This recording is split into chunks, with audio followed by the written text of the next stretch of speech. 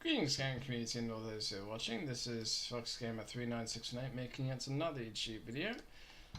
As you can see, we are. Hello.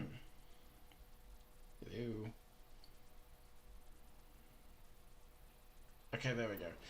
As you can see, we are back with Mass Effect. This is Livestream Part 2. And I realised that I hadn't said some of this. I do intend to do multiple run-throughs of this game. Now, the first two games will be set in stone for classes. The next two I haven't decided yet. I mean, the next one I haven't decided yet.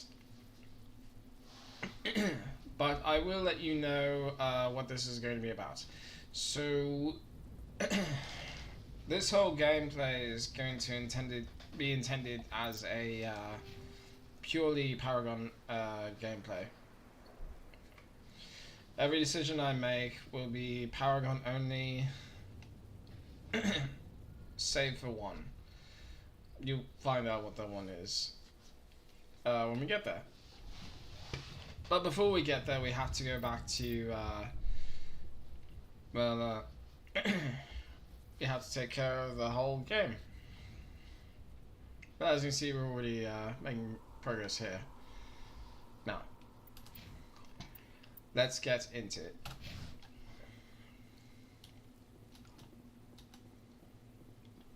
The beacon's at the far end of this trench. Of course. Funny thing, that crate there will always have the Scorpion armor. Which, yes, is a bonus for Shepard, you know, with what he's wearing. But at the same time, green bonus for Caden, because this is his armor. And it's, here we go, light armor. Or it could be a bonus for Ashley. Because as it says. And because I can, I'm going to let Ashley have it. Because I want Shepard to take the Scorpion armor. Because it does provide some bonuses.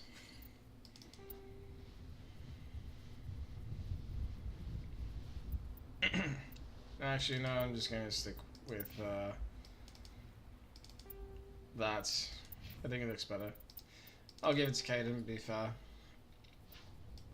Differentiate between the group, because both Caden and Shepard have the Onyx armor.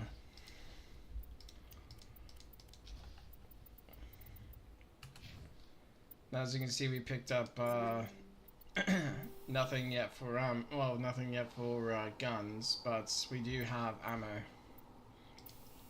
Well, just ammo, and yeah.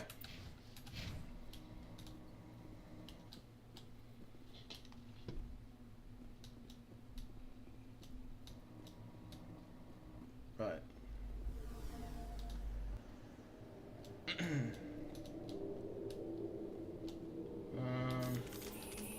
Damn it.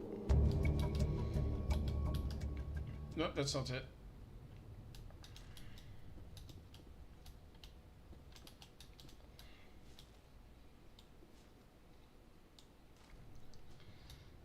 Okay.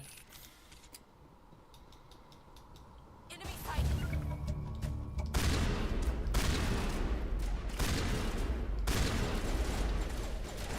Tell with this.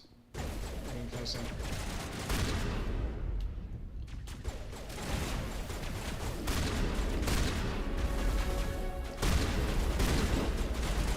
Now, because of the difficulty, I'm not too concerned with taking damage.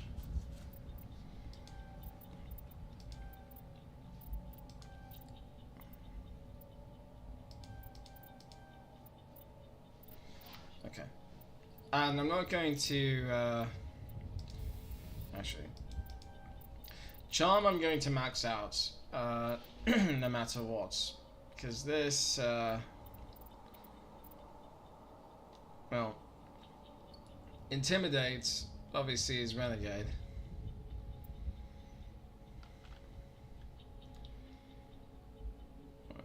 Okay, it's going into. Oh. Okay. Now, the credits thing I'm not too concerned about because I've actually completed this game once before with maximum number of credits. Yeah. So, big deal.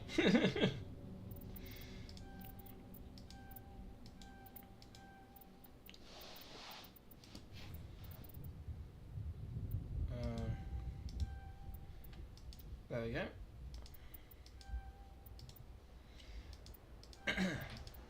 Right, I didn't mention.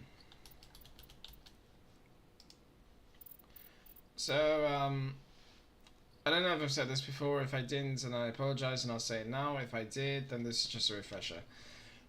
So, when it comes to this game, in fact, I'm most likely I've said it in the previous ones. When it comes to Mass Effect 1, I'm always going to have a tech person in the squad. Because tech people can allow you access to containers that you wouldn't have access by yourself. So until I play a tech class like Infiltrator, Sentinel, or Engineer, I'm just going to have a tech person in my group no matter what. Whether that be Caden or someone else, and those people are coming. Because electronics can help you with computers where you can get credits. Decryption can help you with containers where you can get items. So every time I level up with Caden, I'm going to automatically have as much decryption as I can and as much electronics as I can. Same with other tech specialist classes.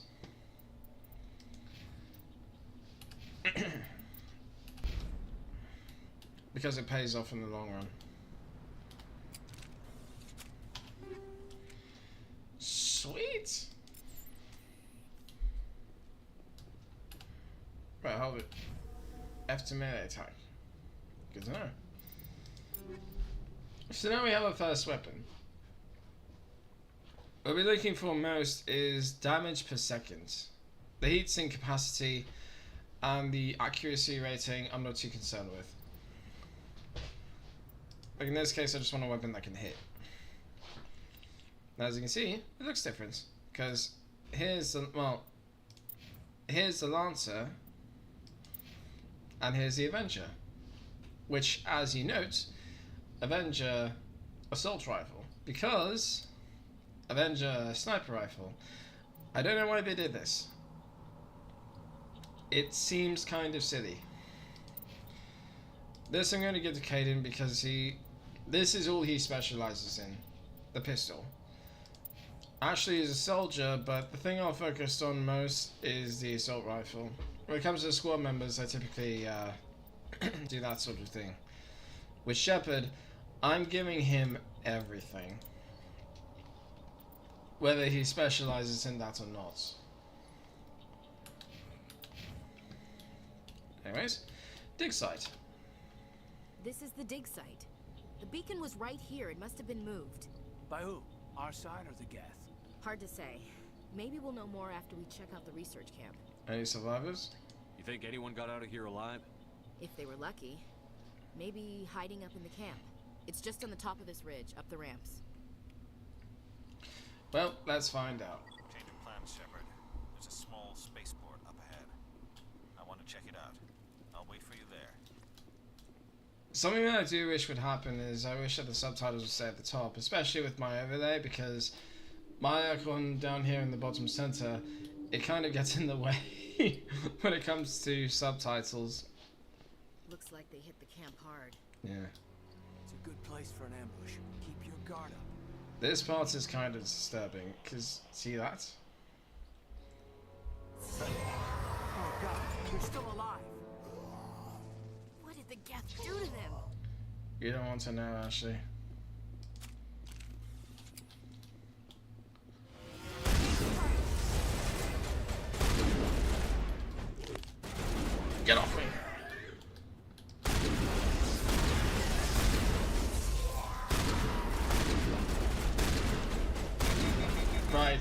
So that's what it meant by heat sink. Because there's only so many shots I can get off without the gun overheating. Another Avenger, I'll happily take that. Because the weapons aren't just for me, they're also for my squad mates. And Ashley can take advantage of that as well. We'll get to that, but... See, this is what I meant with... It's closed. Security lock's engaged. This is what I meant with the decryption and all that. Plus... Oops. No, put it away. Now this is kind of a weak surprise because hey, we get a Krogan and a Turian armor. Why do we have these? Oh, I don't know. Maybe because we'll actually have one of those races. No problem with it. I just think it's funny.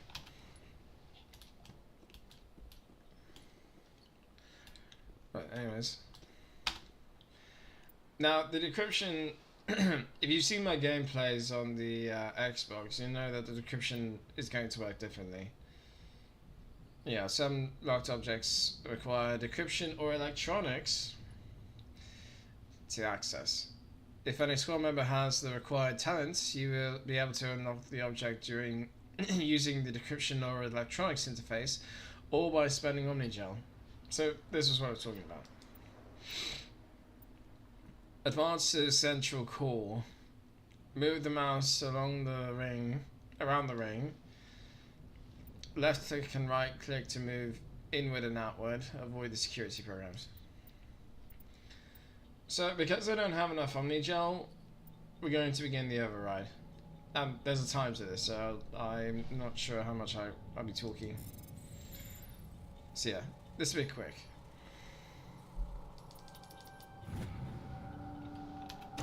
So that's the decryption Humans, thank the Maker. on the PC. Hurry, close the door before they come back. You're safe. Don't worry, we'll protect you. Thank you. I think we'll be okay now. It looks like everyone's gone. You're Dr. Warren, the one in charge of the excavation. Do you know what happened to the beacon? It was moved to the spaceport this morning. Manuel and I stayed behind to help pack up the camp. When the attack came, the Marines held them off long enough for us to hide. They gave their lives to save us. No one is saved. The age of humanity is ended. Soon, only ruin and corpses will remain. Sorry about that, I was opening a setter. Anyways, attack. What else can you tell me about the attack? It all happened so fast. 1 second we were gathering up our equipment. The next we were hiding in the shed while the Geths swarmed over the camp. Agents of the destroyers, bringers of darkness, heralds of our extinction. We could hear the battle outside. Gunfire, screams. I thought it would never end.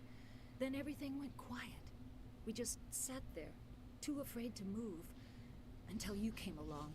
Another reason why I wish the subtitles were up at the top, so I wouldn't have to keep ducking and weaving around them. Nihilus. Did you notice a Turian in the area? I saw him, the prophet, leader of the enemy. He was here before the attack. That's impossible. Nihilus was with us in the Normandy before the attack. He couldn't have been here. I'm sorry. Manuel's still a bit unsettled. We haven't seen your Turian. We've been hiding in here since the attack. Beacon. Can you tell me anything about the beacon? It's some type of data module from a galaxy-wide communications network. Remarkably well preserved. It could be the greatest scientific discovery of our lifetime. Miraculous new technologies, groundbreaking medical advances. Who knows what secrets are locked inside? I do. We have unearthed the heart of evil, awakened the beast, unleashed the darkness. Manuel, please. This isn't the time. What's wrong with your assistant? Manuel has a brilliant mind, but he's always been a bit unstable. Genius and madness are two sides of the same coin. Is it madness to see the future? To see the destruction rushing towards us? To understand there is no escape? No hope? No. I am not mad. I'm the only sane one left. No. I gave him an extra dose of his meds after the attack. I'm not going to say this because that's a renegade option. What I will do is say goodbye. Williams, take us to the spaceport. You can't stop it. Nobody can stop it. Night is falling. The darkness of eternity. Hush, Manuel. Go lie down. You'll feel better once the medication kicks in. Now, see, if I said I can shut him up, I would just knock him out, which seems a bit unfair. Yes, he is.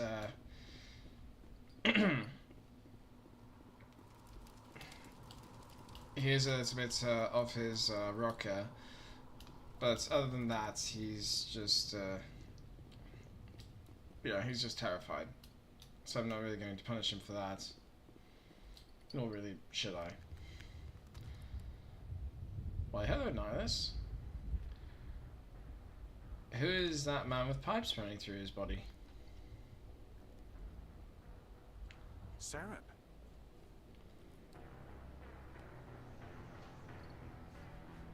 Nihilus. This isn't your mission, Saren. What are you doing here? The Council thought you could use some help on this one. I wasn't expecting to find the Geth here. The situation's bad. Don't worry. I've got it under control. Oh shit. Time to be. Oh.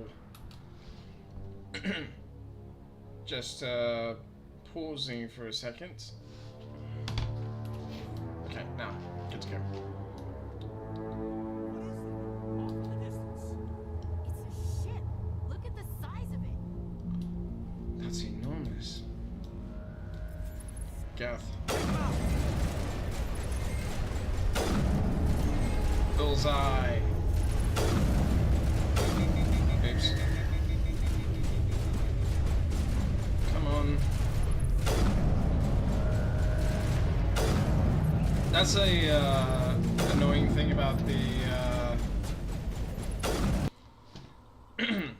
just so you can understand me too. That's the annoying thing about the cooldown, because you have to deal with how long it takes.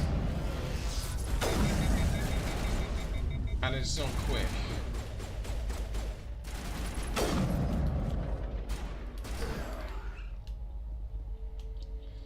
So what I did was I think we got him, Commander. look up the name just to be sure that I said it right.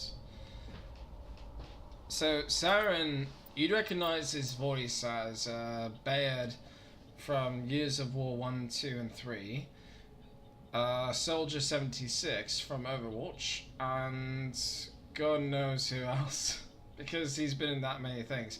That is Fred Tatasciore.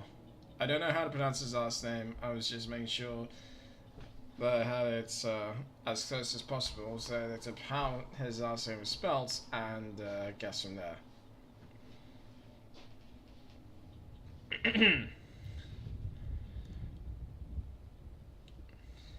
Yeah.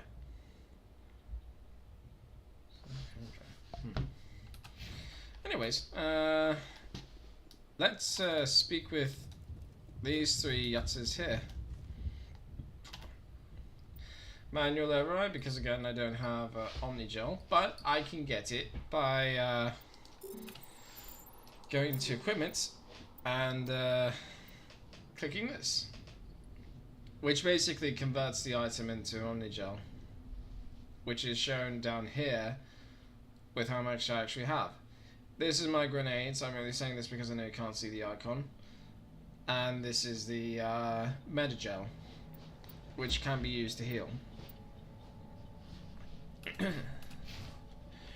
Now, manual override. Oh, this is going to be a bit tougher. Everybody stay calm out there. We're coming out, we're not armed. Is it safe? Are they gone? It's safe. You're okay now. Nobody's gonna hurt you. Those things were crawling all around the shed. They would have found us for sure. We owe you our lives. I still can't believe it. When we saw that ship, I thought it was all over. It showed up right before the attack. Knew it was trouble the second I saw it, so we made a break for the sheds. She looks like she's wearing a bowl on her head. Attack details. Tell me everything you remember about the attack. The three of us were working the crops when that ship showed up. We just saw it and ran. I don't know what happened to the rest of the crew. They were by the garage, over near the spaceport, right where that ship came down. No way they survived. You don't know that. We survived. If they made it to the garage, they could have had a fighting chance. No, I'm only assuming because I imagine it's accurate.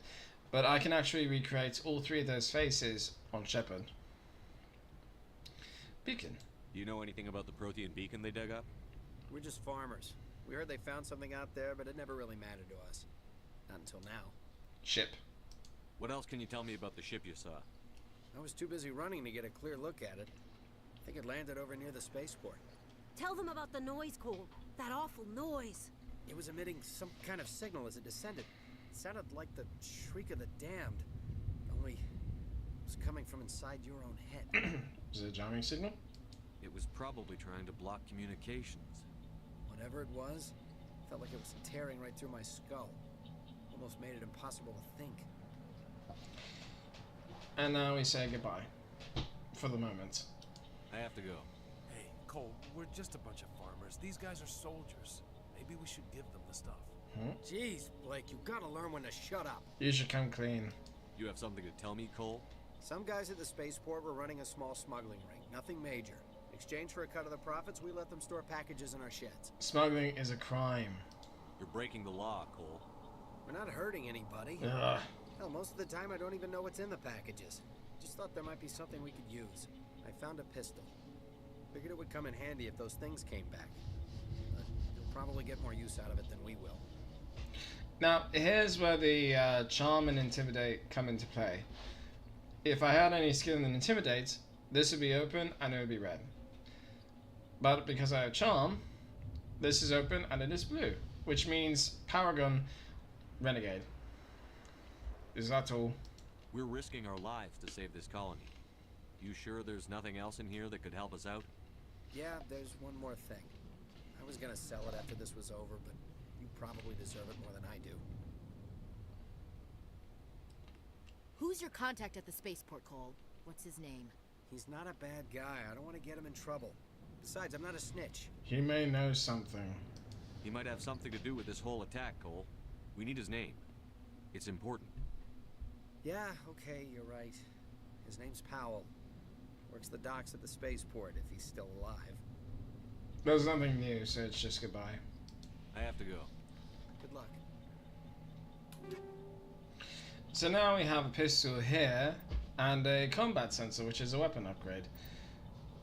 By the way, I can either reduce its damage on now, which is very stupid at this point, or I can just take it. In which case I will. And that's one of the things, like, I groaned for a second there because when he said, you know, we're not hurting anybody. Yes, you are. Look, there's no such thing as a victimless crime. Otherwise, it wouldn't be a crime. And clearly, this is a crime.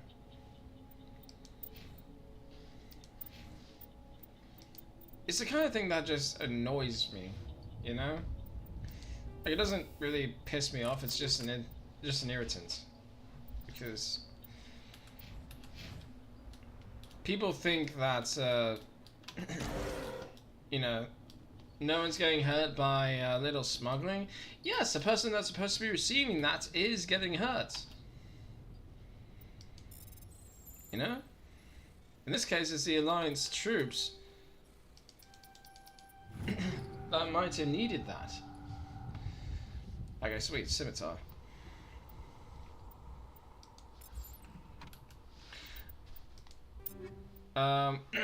Okay, moving on to this now. When it comes to weapons like this, typically the weapons in red, like that, they will tend to be the higher damage rated. Typically. There is one exception, I believe.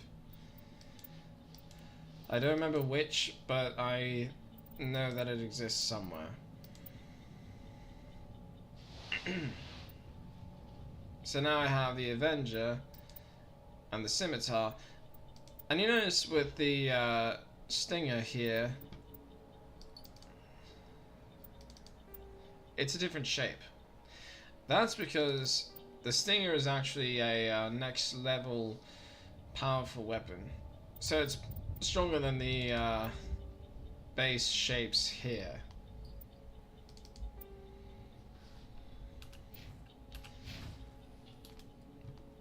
So it's actually a good firearm that I just got.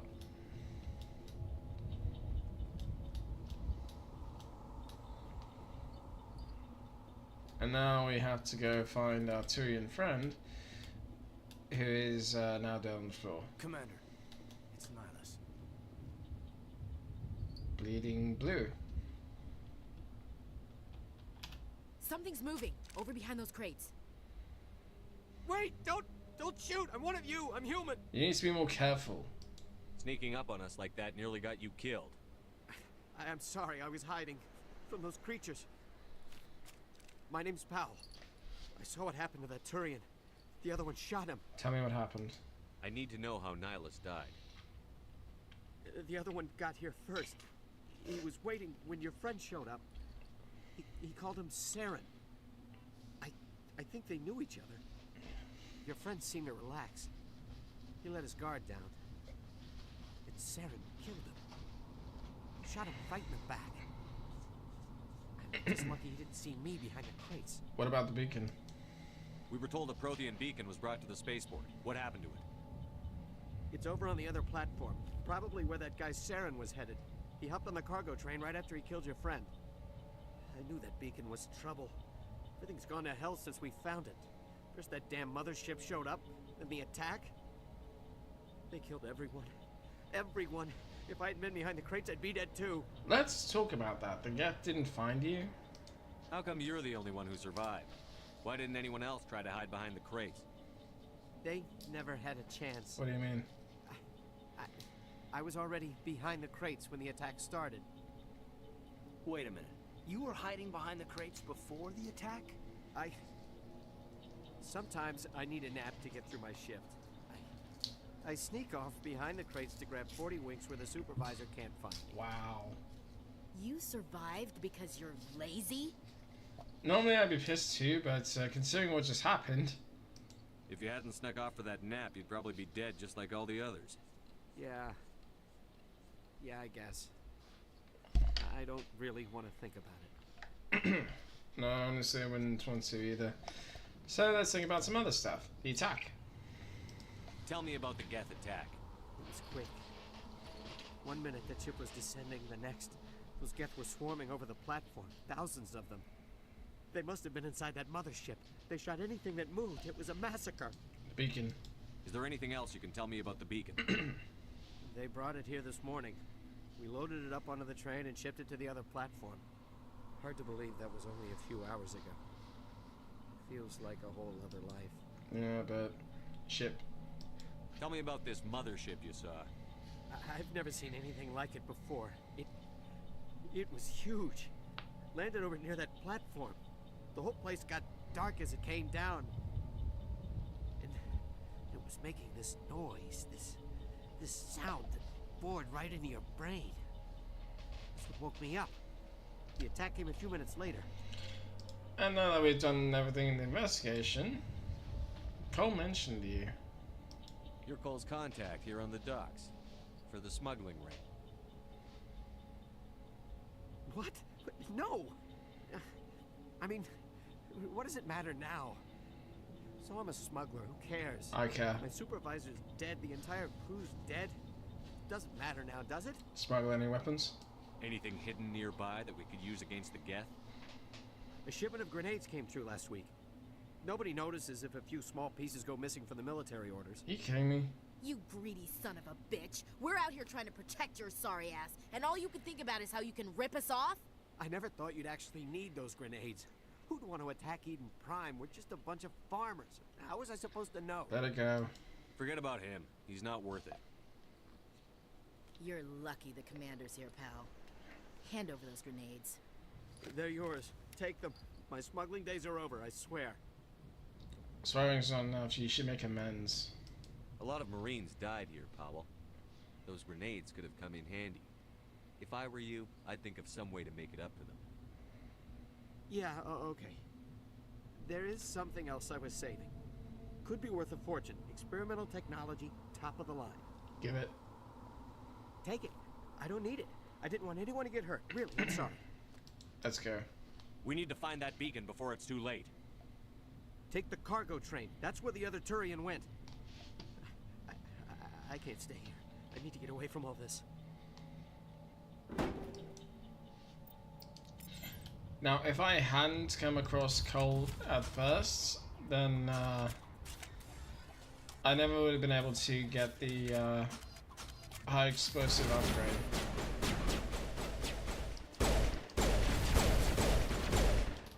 See what I mean? This thing is powerful now. 1, 2, yep, 2 shots and he's down. It's kind of like the pistol from Halo.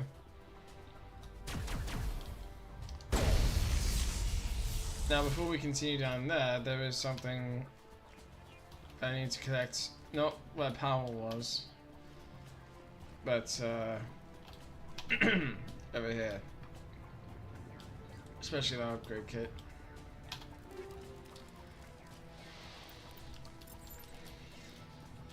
Now, let's get into the upgrades while we can. Let's start with the ammo upgrades because those will matter the most. So there's anti-personnel rounds, which are designed to shred flesh and other organic matter. These rounds are particularly effective against living targets, plus 15 damage versus organics. Armor piercing. Specifically designed to puncture metal, these rounds are particularly effective against synthetic targets. And it's the same bonus except for synthetics. Phasic. Excuse me. Sorry. Instead of projectiles, the upgraded weapons release charged particle bolts that can bypass kinetic barrier shields. However, the actual damage done to the target is typically less than what is done by a standard round. Now, as you can see, 20% shield bypass, taking 30% away from damage. It's effective, but it's not something that I would get. Knowing Ashley, I'm going to give it to her. And I only say that because I know the sequels. The sequels, they completely changed the format of how Mass Effect was originally.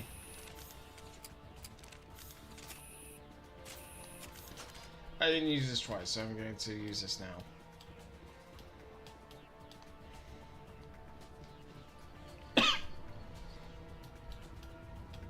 It's kind of ineffective when playing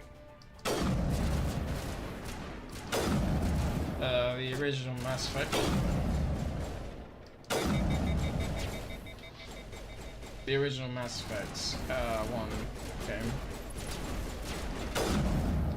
Because the aim sway was abysmal. You just kept every time you were in, you just kept, you know, just swirling around. And if you hit something, you were lucky. In this case, like, my mouse is steady. I'm not moving an inch. And the aim is dead on balls accurate. I see you. There we go.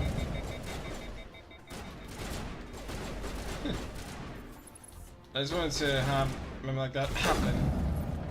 Let's see if I could pretend to strike fear into the hearts of the Geth.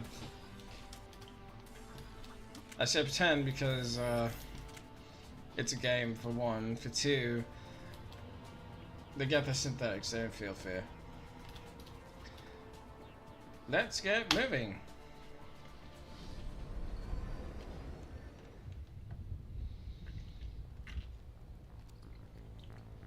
Set the charges. Destroy the entire colony. Leave no evidence that we were here.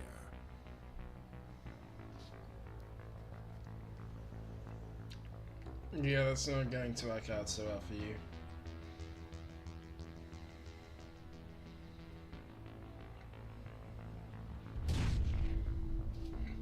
Uh-oh. We need to get moving.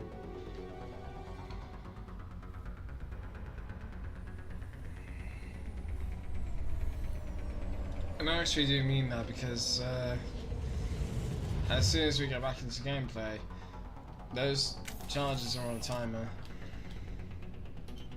Demolition charges. The Geth must have planted them. Hurry! We need to find them all and shut them down. I was actually doing this the entire time, just rotating the mouse. So, oh, right.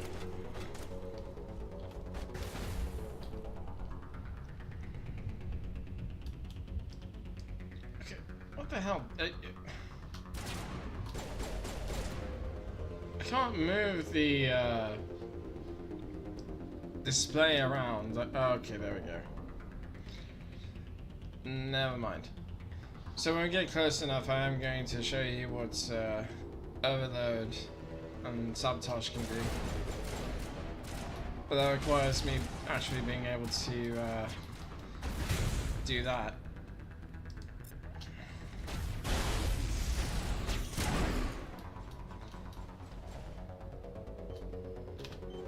Now I do have some time, so I'm not in any huge rush. But I only have like 5 minutes to get through this. And the problem is, once I start, I can't move or do anything unless I hit escape to cancel it.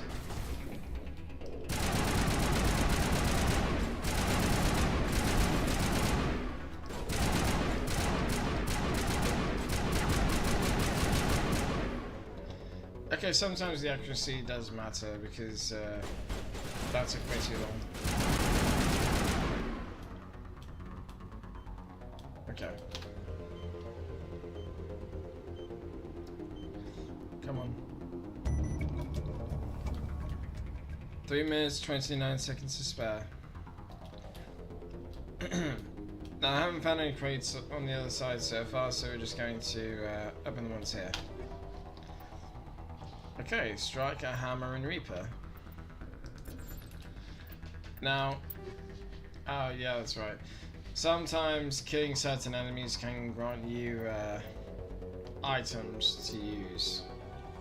In this case, it's chemical rounds and shield battery. So let's take a look at the chemical rounds. Popular with pirates, criminals, and mercenaries, these rounds are coated with a highly toxic compound, plus 30% toxic damage, 5 damage per second for 5 seconds. And it creates a cool effect when the enemies die. Now, sniper rifles. This is what I'm talking about. So, the hammer here, 83 damage per second. Heating capacity is 1, which means I can only get 1 shot off and wait for the cooldown. Accuracy rating is 50. Reaper, damage per second is 82. Heating capacity is 4. Accuracy is 47. And guess what? It's red. The hammer is blue. That's, you know, the only thing. And for some reason it has a higher damage. But here's also the thing with weapons coded in blue. You'll see when we get there. For example, I'll just show it to you now. I only clicked once. And that time I clicked 3 times. So the hammer is a 3-round burst weapon.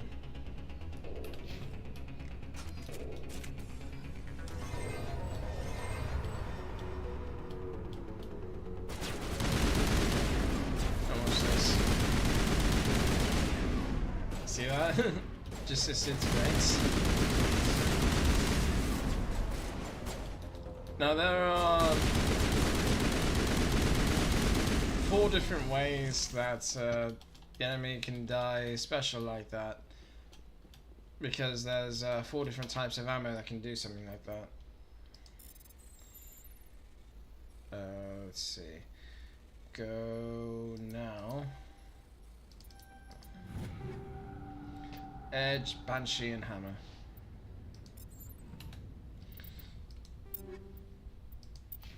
Actually, I'm going to get the Banshee.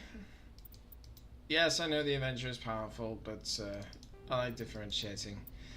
Now, one of the ammo that I mentioned has the special dying effect is the phaser ammo. Because that just makes them appear electrified and then they just fade into nothing. Like it's a high voltage nothing, I mean.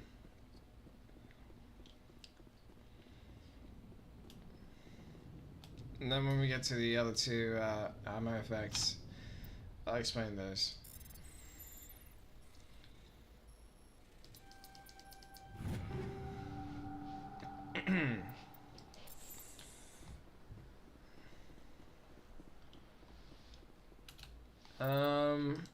Speaking of, for Caden, I'm going to be fair and I'm going to give him something. I'll give him the anti-personnel rounds.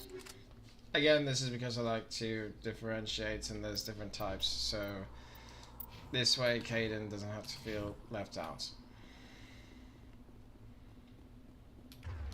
Oh, right. I don't need this anymore, the combat's done. There are a few other things that we need to keep an eye out for, because this dock here is not entirely explored. Case in point. Toxic Seals and Simeon Pack. Those are armor upgrades. Now I have a certain method in which I do that sort of thing. But it's been a while, so I can't remember exactly what it is. I do remember 2. And when we get those armor upgrades, I'll explain what they are. Okay. Now let's take a look at the devastation here. Oh my god. It's like someone dropped a bomb. Yeah. That must be where the Geth ship landed. Good guess. It's only be one guess. Because if you see, the tram runway is completely obliterated and melting in the center of that crater. Now, the Prothean beacon. This may get a little loud. I'm not sure. I'll keep an eye on the volume. Normandy, the beacon is secure. This is Request amazing. immediate Actual working Prothean technology. Unbelievable. It wasn't doing anything like that when they dug it up. Something must have activated it. Roger, Normandy. Standing by. Ship will be coming to pick them up. Actually, I don't think that's a good idea. Get away from that!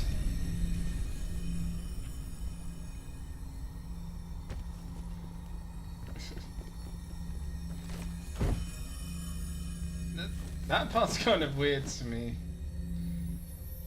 Oh shit. My turn. Shepard! No, don't touch it. Too dangerous.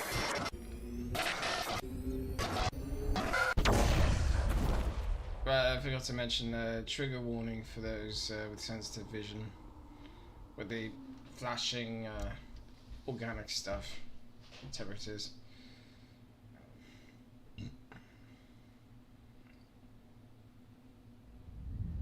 My bad. But yeah, that ship is absolutely enormous.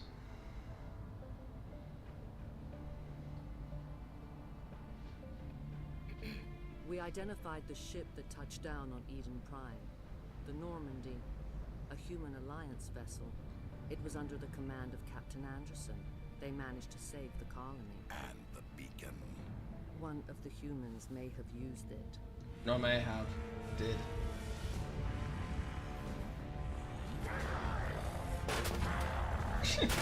Just shifts it.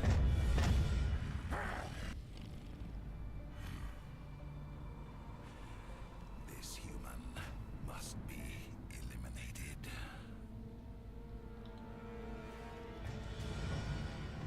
I do question her choice of attire.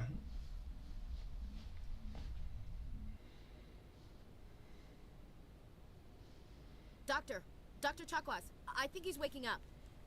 Yeah, he's waking up.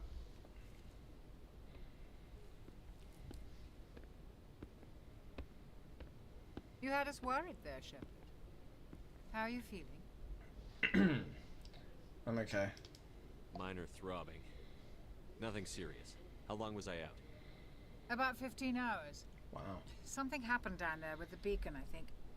It's my fault. I must have triggered some kind of security field when I approached it. You had to push me out of the way. Don't blame yourself. You had no way to know what would happen.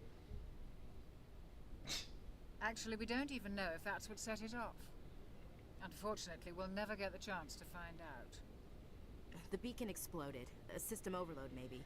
The blast knocked you cold. The lieutenant and I carried you back here to the ship. Thanks. I appreciate it. Physically, you're fine.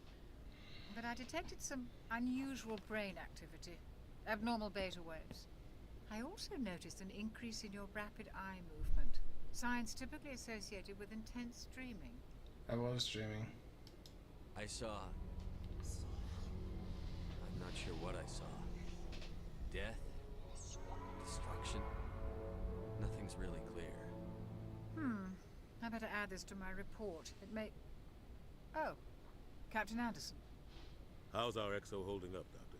When all the readings look normal, I'd say the commander's going to be fine. Yay. Glad to hear it. Shepard, I need to speak with you. In private.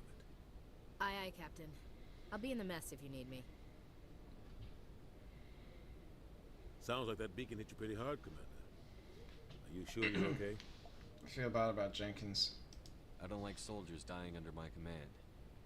Jenkins wasn't your fault. You did a good job, Shepard.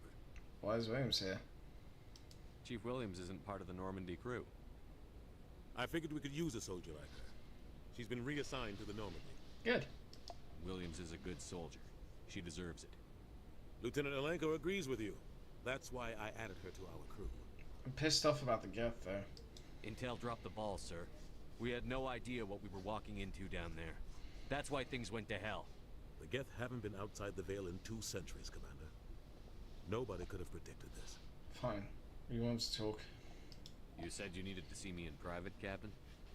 I won't lie to you, Shepard. Things look bad. Nihilus is dead. The beacon was destroyed and Geth are invading. The Council's going to want answers. You got nothing to hide. I didn't do anything wrong, Captain. Hopefully the Council can see that. I'll stand behind you and your report, Shepard. You're a damned hero in my books. That's not why I'm here. It's Saren, that other Turian.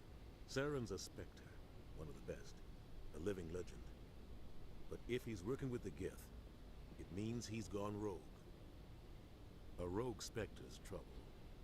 Saren's dangerous, and he hates humans. Hates humans? Why? He thinks we're growing too fast, taking over the galaxy. A lot of aliens think that way. Most of them don't do anything about it.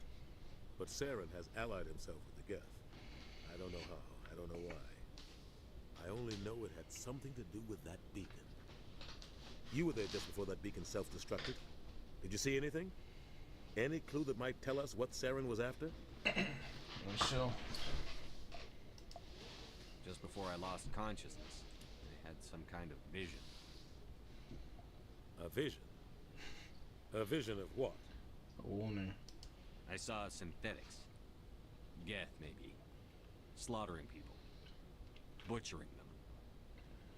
We need to report this to the Council, Shepard. What will we say? What are we gonna tell them? I had a bad dream? We don't know what information was stored in that beacon. Lost Prothean technology, blueprints for some ancient weapon of mass destruction, whatever it was. Saren took it. But I know Saren. I know his reputation is politics. He believes humans are a blight on the galaxy. This attack was an act of war. He has the secrets from the beacon. He has an army of Geth at his command, and he won't stop until he's wiped humanity from the face of the galaxy. You're right. I'll find some way to take him down. It's not that easy. He's a Spectre. He can go anywhere, do almost anything. That's why we need the Council on our side. Understood, sir. We prove Saren's gone rogue, and the Council will revoke his Spectre status. I'll contact the Ambassador and see if he can get us an audience with the Council. He'll want to see us as soon as we reach the Citadel. We should be getting close. Head up to the bridge and tell Joker to bring us into dock.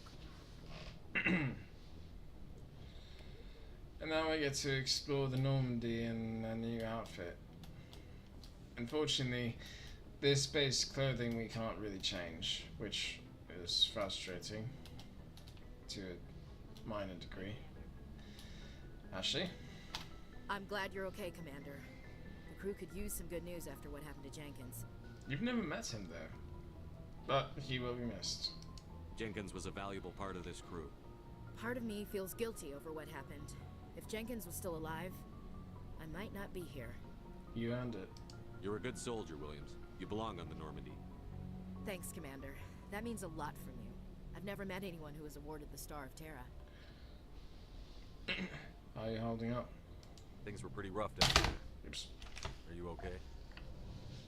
I've seen friends die before. Comes with being a Marine. But to see my whole unit wiped out, and you never get used to seeing dead civilians. But things would have been a lot worse if you hadn't shown up. You helped. We couldn't have done it without you, Williams. Thanks, Commander. I have to admit, I was a little worried about being assigned to the Normandy. It's nice when someone makes you feel welcome. Glad to have you. I think you're gonna fit in here just fine, Williams. Thanks, Commander. Now first, weapons locker. You want to check this every now and then because occasionally it does give you some weapons to collect. Doctor? Yes, Commander? Is there something you need? Now this time she actually has something different to say. Investigates. Personal questions. How did you end up serving on an Alliance ship? I enlisted right out of med school. Earth always seemed boring to me. Too safe, too secure. I figured the colonies were teeming with exotic adventure. I wanted to travel the stars, tending the wounds of tough soldiers with piercing eyes and sensitive souls. Oh. Turns out military life isn't quite as romantic as I'd imagined. But humanity needs the Alliance if we want to keep expanding through the Traverse. And the Alliance always needs good doctors. So I stayed on to do my part. Any regrets? Ever think you made the wrong choice? Sometimes I think about opening a private practice back on Earth. Or maybe taking a position at one of the new med centers out in the colonies. But there's something special about working on soldiers. If I left the Alliance now, I'd feel like I was abandoning them. That's sweet. Captain Anderson. What do you know about Captain Anderson? I've served with him for a few tours now. He knows when to let things slide and when to crack the whip. The crew knows he's seen pretty much anything they'll ever run into. And he cares about the people under his command. That's good. You need a commander that can do that sort of thing. You know, not just bark out orders, but also understand the crew a little bit more. Let's talk about Caden. Let's find out why he's on this dialogue wheel. How well do you know the lieutenant? I'd never worked with him before this mission, but he has an impressive service record, over a dozen special commendations. Tends to keep to himself, though. Maybe because of the headaches. It's not easy being an L2. L2? What does that have to do with it? Well, most biotics now use the L3 implants. Lieutenant Alenko was wired with the old L2 configuration. Sometimes there are complications. Complications? What kind of complications? Severe mental disabilities, insanity, crippling physical pain. There's a long list of horrific side effects. Caden's lucky. He just gets migraines. I agree. That is tremendously lucky. I should go. Goodbye, Commander. Considering what the good man could have had, if, I'd rather take migraines over all of that any day. Glad to see you're okay, Commander. Now, if I was playing as the female Shepherd, I'd have more to discuss with Caden. At the moment, no. Go speak to Joker when you're ready. Tell him to bring the Normandy into dock. Yes, sir. Why are there 2 cots? Why not just make one? Like, who's the second one for? Who's staying there?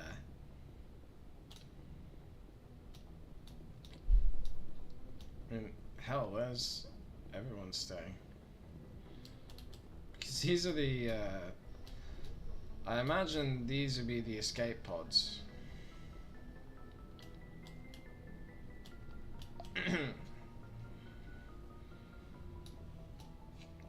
Ow.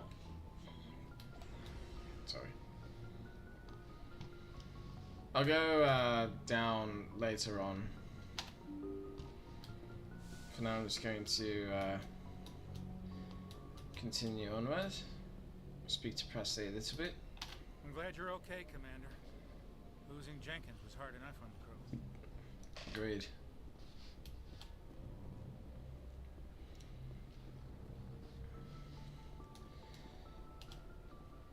Joker? Good timing, Commander. I was just about to bring us into the Citadel. See that taxpayer money at work.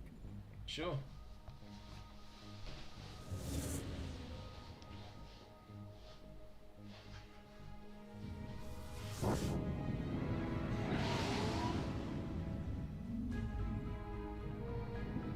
This part's actually cool.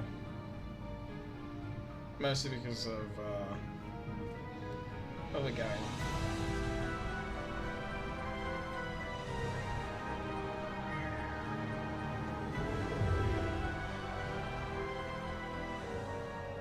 Look at the size of that ship. The Ascension, flagship of the Citadel fleet. Well, size isn't everything. Why so touchy, Joker? I'm just saying you need firepower, too. That thing's enormous. Look at that monster. Its main gun could rip through the barriers in any ship in the Alliance fleet. Good thing it's on our side, then. Citadel Control, this is SSV Normandy, requesting permission to land. Stand by for clearance, Normandy. Clearance granted. You may begin your approach. Transferring you to an Alliance operator. Roger, Alliance Tower. Normandy out. Normandy, this is Alliance Tower. Please proceed to Dock 422. No, I chuckled a little bit because back when I first played this game, I noticed that there was a typo in the game. They spelled Caden's name every other time with 2 A's, but that one time it had an E in the second letter. This is an outrage! The Council would step in if the Geth attacked a Turian colony? The Turians don't found colonies on the borders of the Terminus systems, Ambassador. Humanity was well aware of the risks when you went into the Traverse. What about Saren? You can't just ignore a rogue Spectre. I demand action! You don't get to make demands of the Council, Ambassador. Citadel Security is investigating your charges against Saren. We will discuss the CSEC findings at the hearing, not before. Oh, that's frustrating. Captain Anderson, I see you brought half your crew with you. Just the ground team from Eden Prime, in case you had any questions. I have the mission reports. I assume they're accurate? They are. Sounds like you convinced the Council to give us an audience. They were not happy about it. Saren's their top agent. They don't like him being accused of treason. He's dangerous. Saren's a threat to every human colony out there. He needs to be stopped. The Council has to listen to us. Settle down, Commander. You've already done more than enough to jeopardize your candidacy for the Spectres. How? The mission on Eden Prime was a chance to prove you could get the job done. Instead, Nihilus ended up dead and the beacon was destroyed. That's Saren's fault, not his. Then we better hope the CSEC investigation turns up evidence to support our accusations. Otherwise, the Council might use this as an excuse to keep you out of the Spectres. Come with me, Captain. I want to go over a few things before the hearing.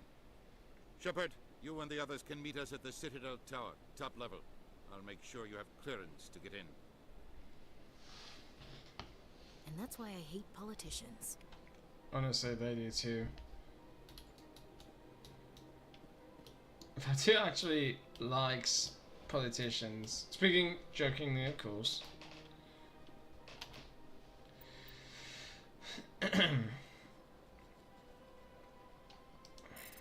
Override. I don't have to worry about getting into legal trouble here, because technically speaking, apparently this isn't enough of a crime, or they're just not too concerned with it. Alliance Patrol reports Captain Hendrickson reported some unusual energy readings during a patrol in the Argos Road cluster. She had particular concerns about the the Hydra system, but was recalled before her team could investigate further. No patrols are scheduled for that sector. Do we want to send in a recon team? Now, in this case, sometimes when I access terminals like that, I actually get some quests to complete.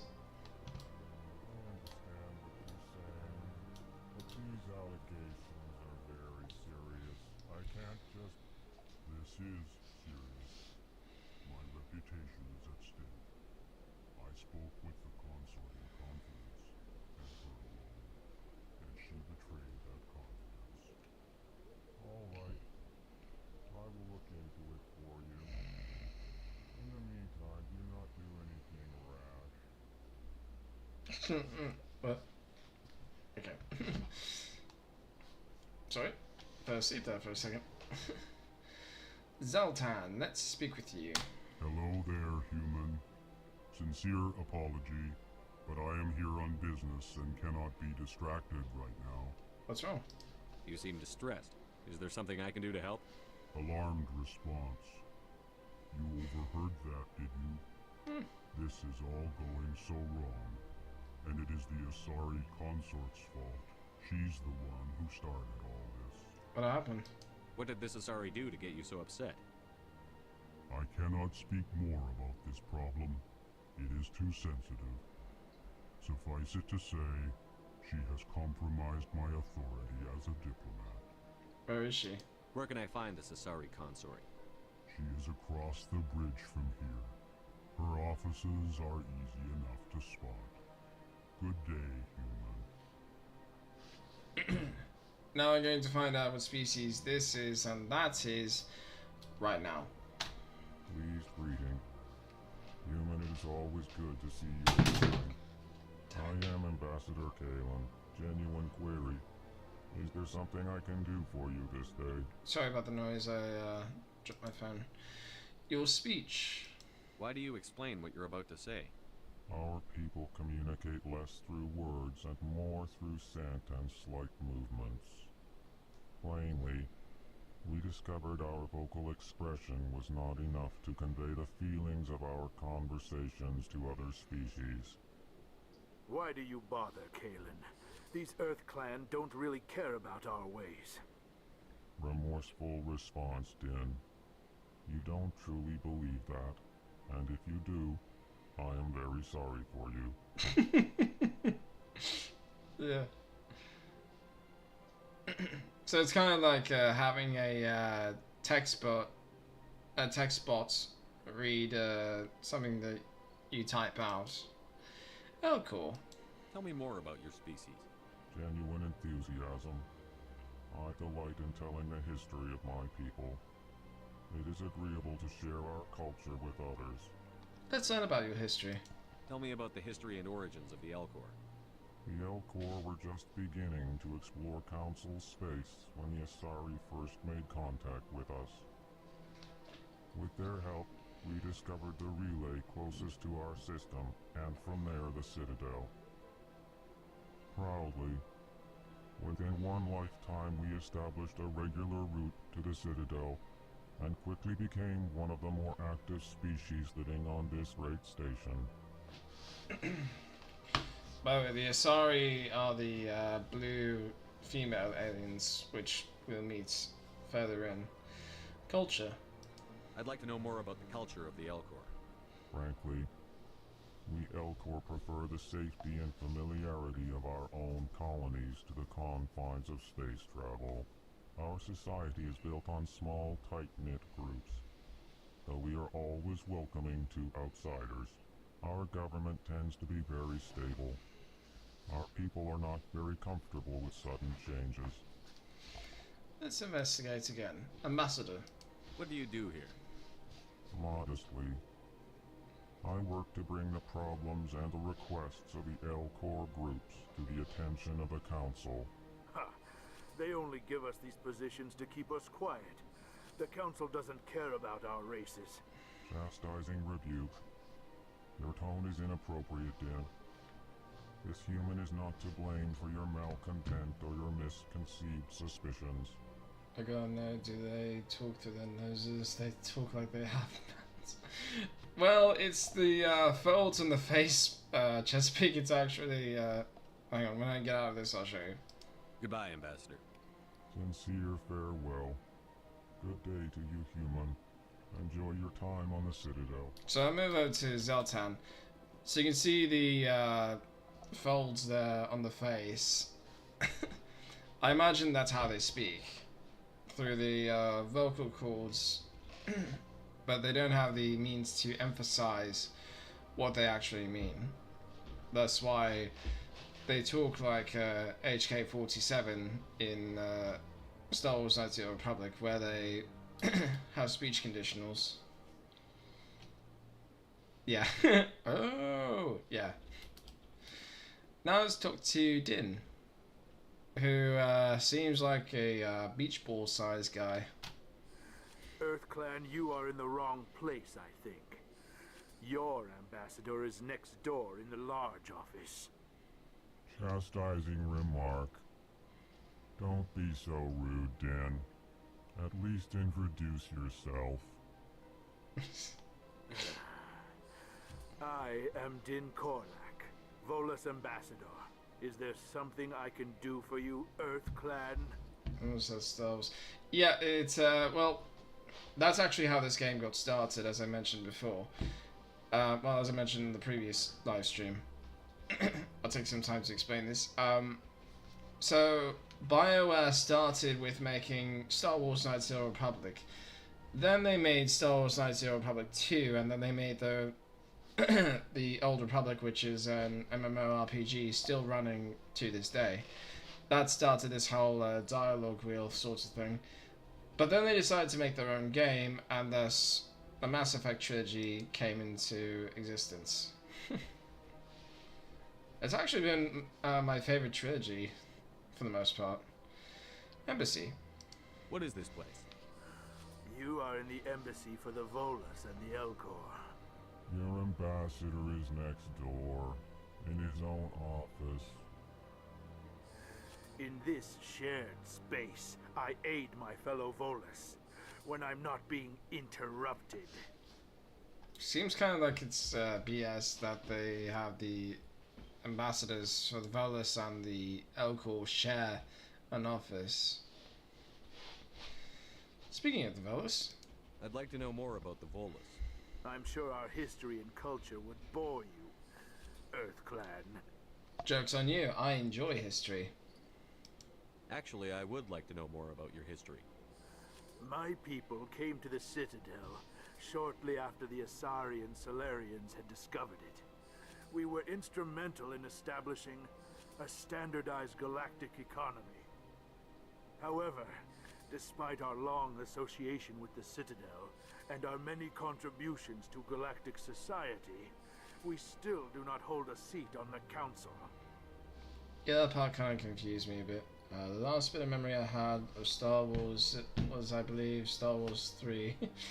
I have no recollection of the movies, shows, or universe. I'll do my best to understand the lore of Mass Effect. Well, that's part of why I do these gameplays, actually, to help people understand, to get as much of a thorough, in-depth analysis into the game itself. As for Star Wars, you don't have to worry about that. This game, the only association that this game has with Star Wars is that it takes place in space, and it was made by the same company that made arguably the most popular Star Wars game in existence. Culture. Tell me about Volus culture. We are tribal by nature, but our ways are not violent. We barter and trade our lands and tribe members in order to increase status. Larger tribes often engulf smaller ones and eventually split again. Our society is very malleable, and our government is always shifting and changing. Since we're not physically adept, we trade our services for protection. So that explains why if you keep mouthing off to me, I can kick you across the room. I'm kidding, of course, I'm not going to do that. Ambassador. What is it you do here? I look out for the best interests of the Volus people. No easy task considering how often we are overlooked by the Council. Chastising rebuke, Din. The Council favors your species greatly. You are naive. The Earth Clan will be invited to the Council long before our species will. Yeah. I mean, with Din's attitude, it's kind of tempting, I will admit. Council admittance. Why aren't the Volus or Elcor part of the Council? Good question. All species must prove themselves before they join the Council. All but the Earth Clans, it would seem. Dismissive. Ignore the Volus ambassador, human. He is incorrect in his assessment. Really? How long have we been waiting? How long do you think we'll continue to wait? Bah, this talk is wasted on the humans.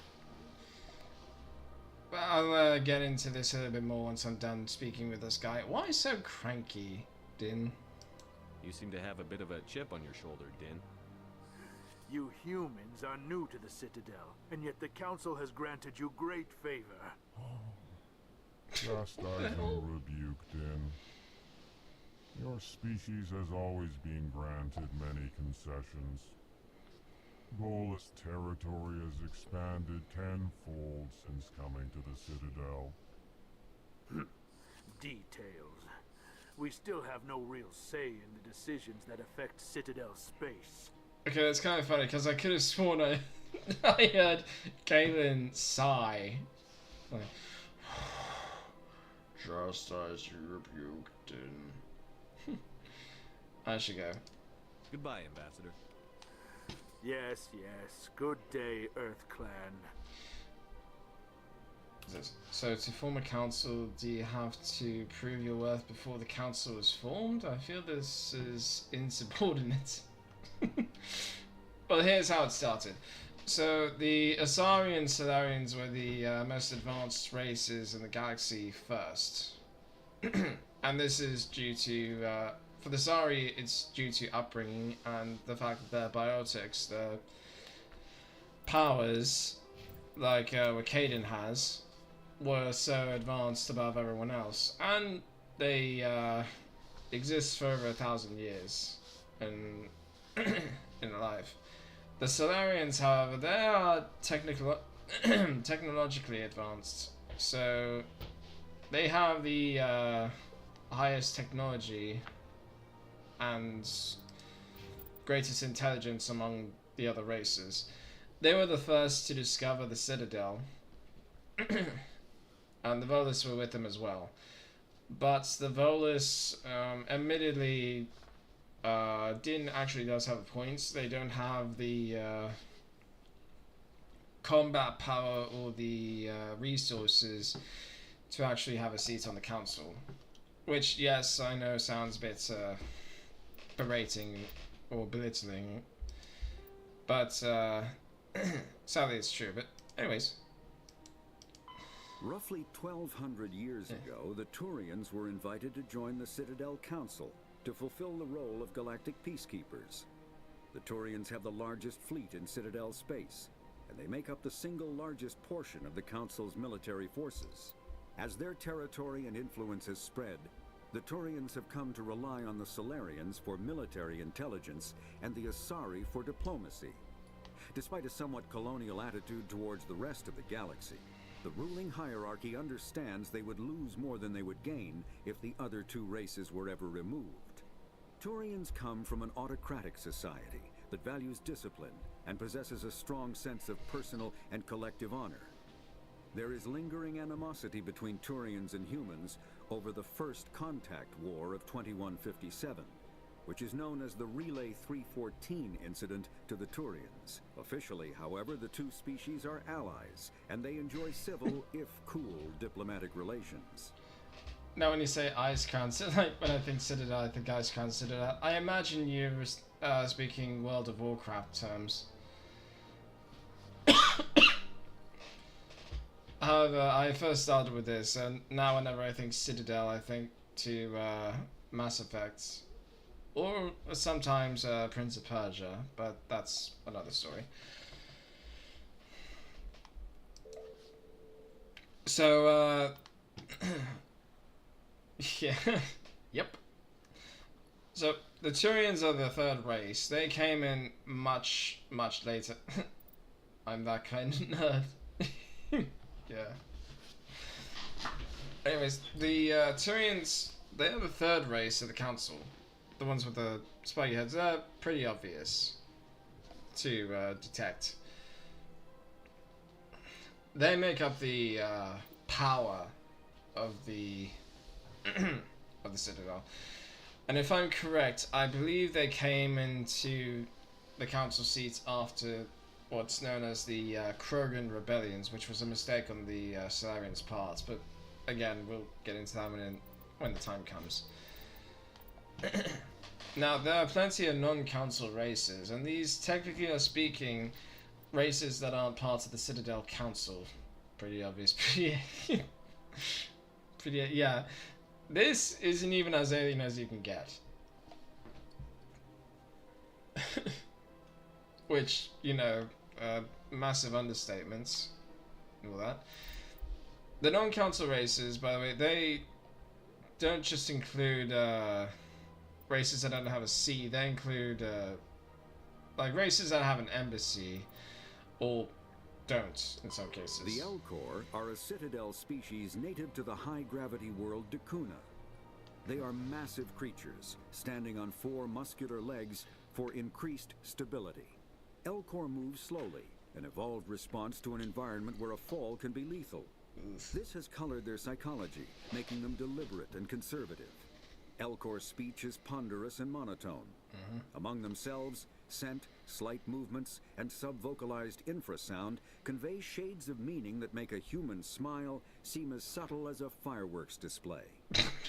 Since their subtlety can lead to misunderstandings with other species, the Elcor often go out of their way to clarify when they are being sarcastic, amused, or angry.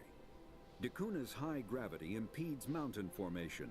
Most of the world consists of flat, open plains, which prehistoric Elcor wandered across in small family bands. Modern Elcor still prefer open sky, and can become restless and uncomfortable on long starship journeys.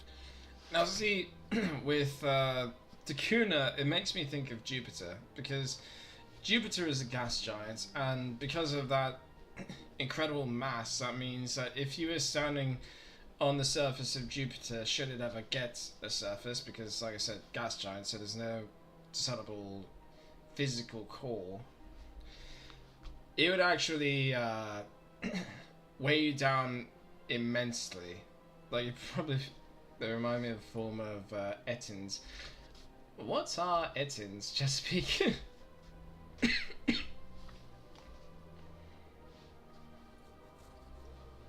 But yeah, like I said, with Jupiter's gravity, you'd feel much heavier than this guy.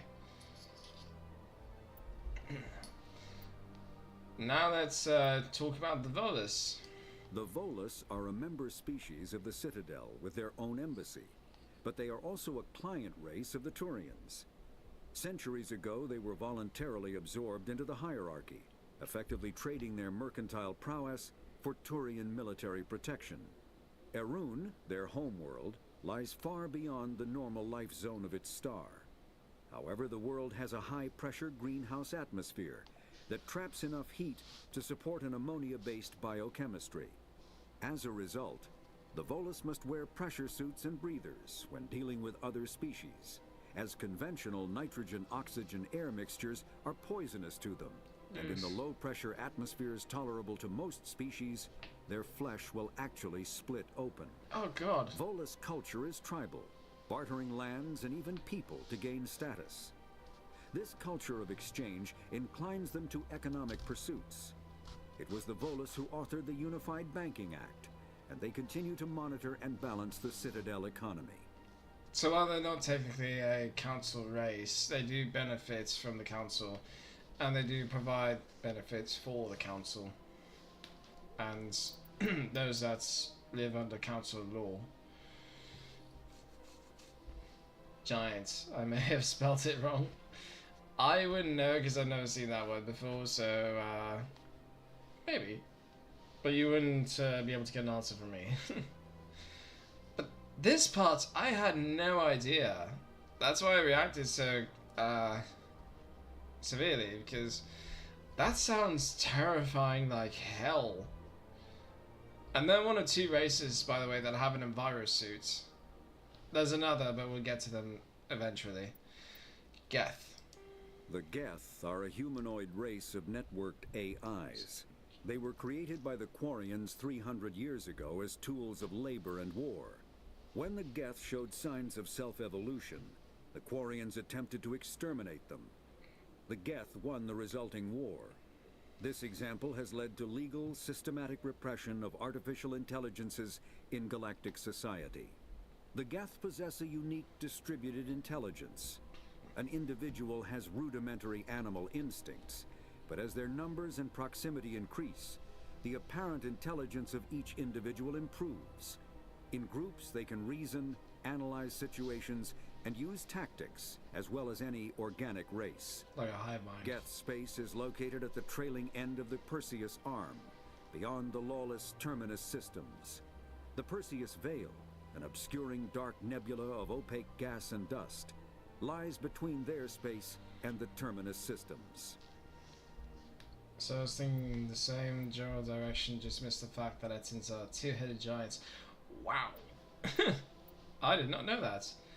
So they're allergic to air. Well, the Volus are allergic to our air. They're not allergic to theirs.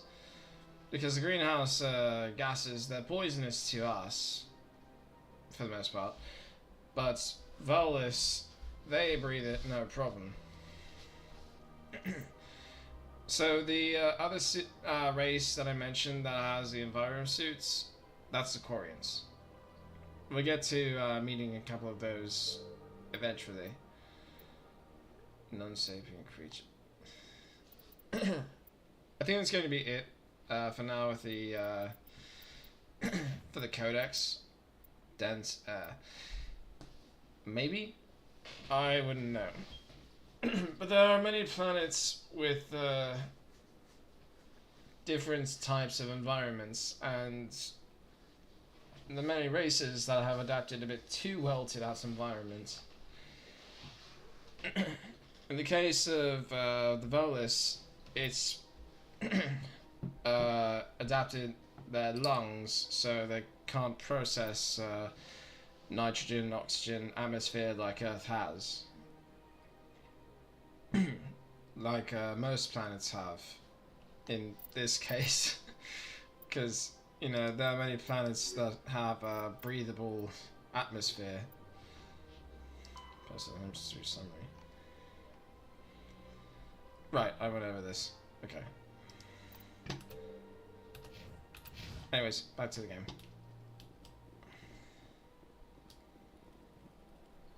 This is a keeper.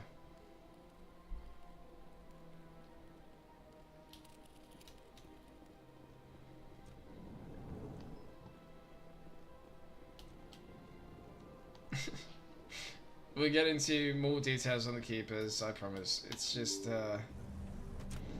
for the moment, I'm not really going to be able to say anything that we won't find out as we play. Welcome to the Presidium. Allow me to be your guide. Madam?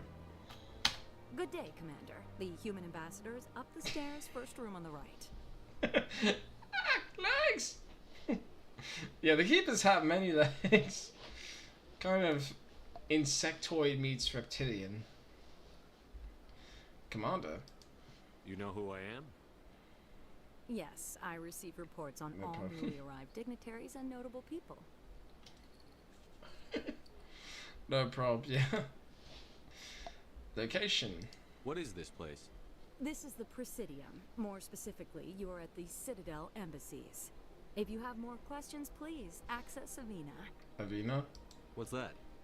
Oh, Avina is the virtual guide for the Citadel. Feel free to access the terminal yourself. Personal question. What's your name? What do you do here? My name is Sephiria. I'm the administrative assistant for the embassies. Busy? You seem to be distracted. The embassies are the hub of all Citadel politics. When you represent trillions of citizens, it tends to get a little busy. And then some.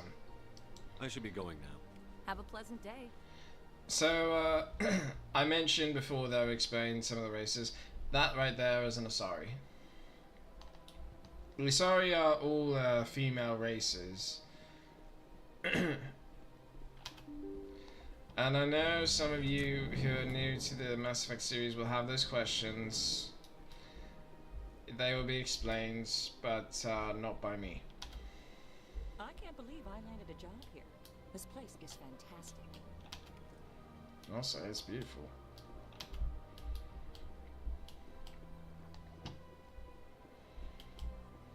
Human, delighted, welcome. It is good to meet you.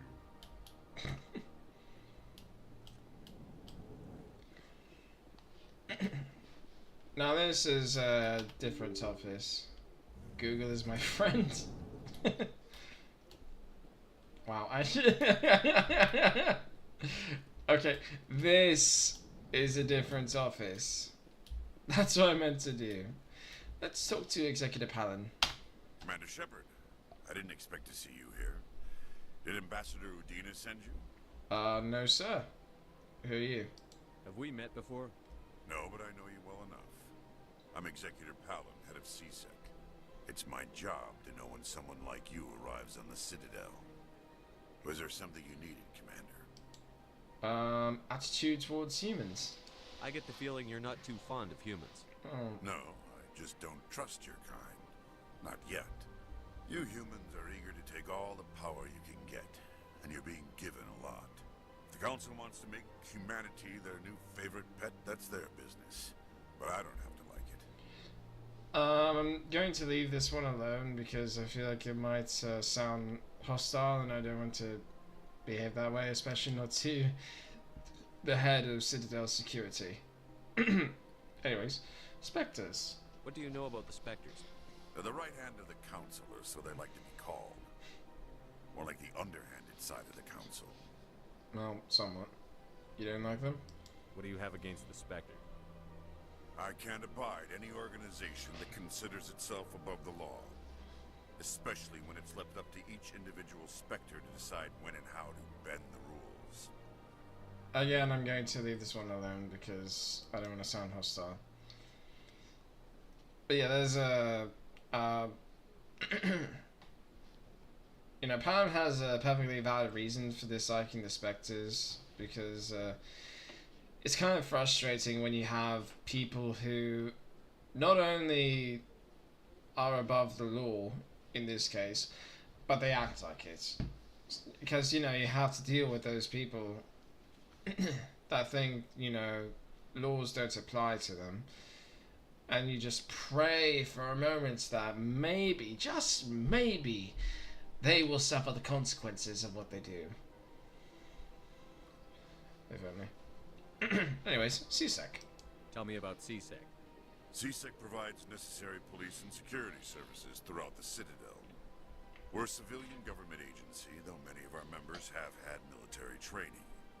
Of course, as the CSEC representative to the Council, I spend most of my time liaising between the two. I think of CSEC sort of like a mix between the police force and the FBI in terms of America.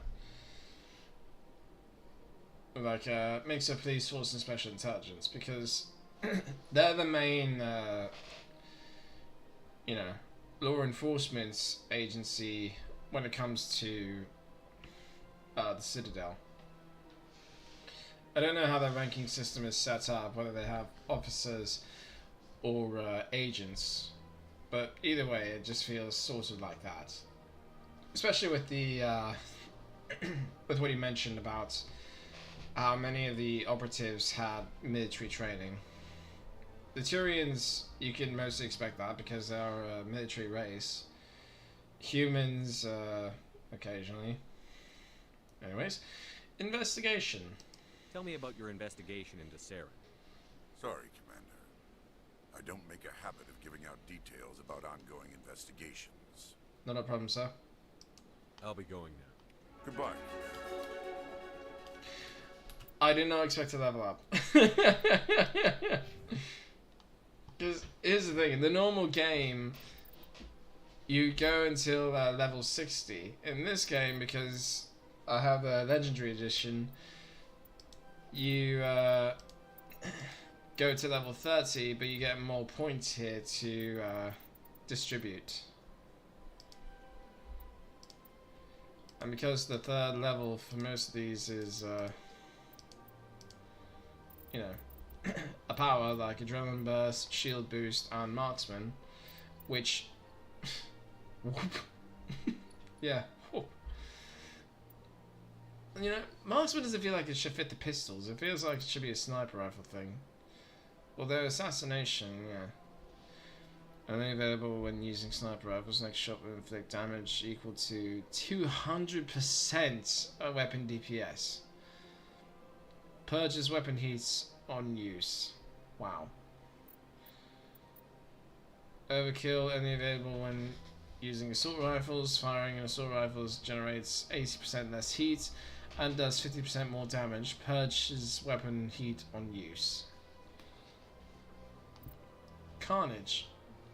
Only available when using shotguns. Fires a projectile inflicting damage equal to 200% of weapon DPS to any enemy within 2 meters of its impact point. So it's pretty much like firing a grenade through a shotgun. Sounds like. Marksman. Only available when using pistols. Boosts accuracy by 60%, increases damage by 25%, and increases headshot damage by 50%. 200% pretty OP. Yeah, you don't say. Especially with a sniper rifle and a shotgun. But then again, the shotgun makes sense because Carnage is pretty much like firing an explosive shot, it sounds like. The sniper rifle, that's the thing that surprises me the most. Maybe it's just a power shot once, I don't know. But you know, just because these are in grey doesn't mean I don't have proficiency with those weapons. In other words, I'm able to use them, it's just I can't really access the powers that they come with. So, same ruling. But because I like to, you know, spread it out a little bit, I also give powers to the others as well. That's why I like the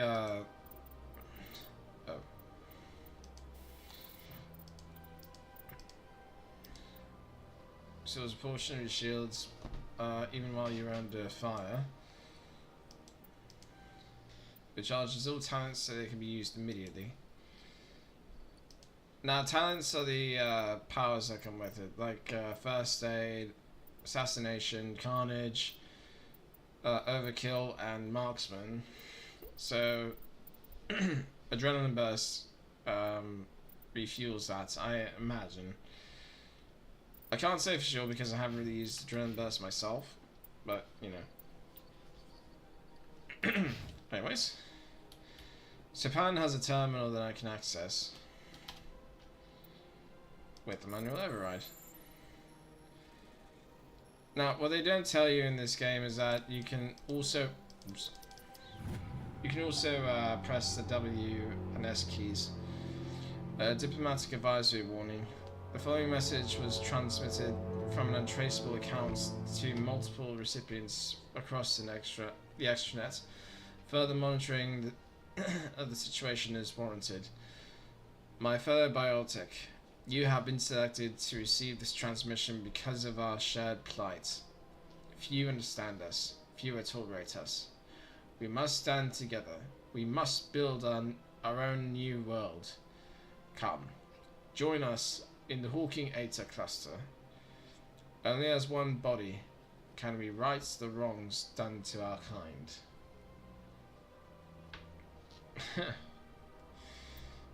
Yeah, that's pretty grim. So there's a reason for that. For some reason that I still don't get myself, biotics have faced prejudice for years. And, you know, I kind of look at it like X-Men. Because, you know, in the X-Men world, mutants are the race that receives hell. Which is, you know, somewhat fair, somewhat unfair, because people are afraid, that's the fair part. But, you know, some people don't need to be, so that's the unfair part.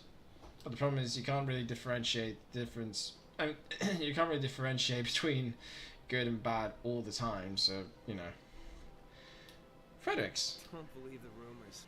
The consort would never reveal her secrets. Mm-hmm. Of course she wouldn't. She'd be tossed out the nearest airlock if she did. I suppose.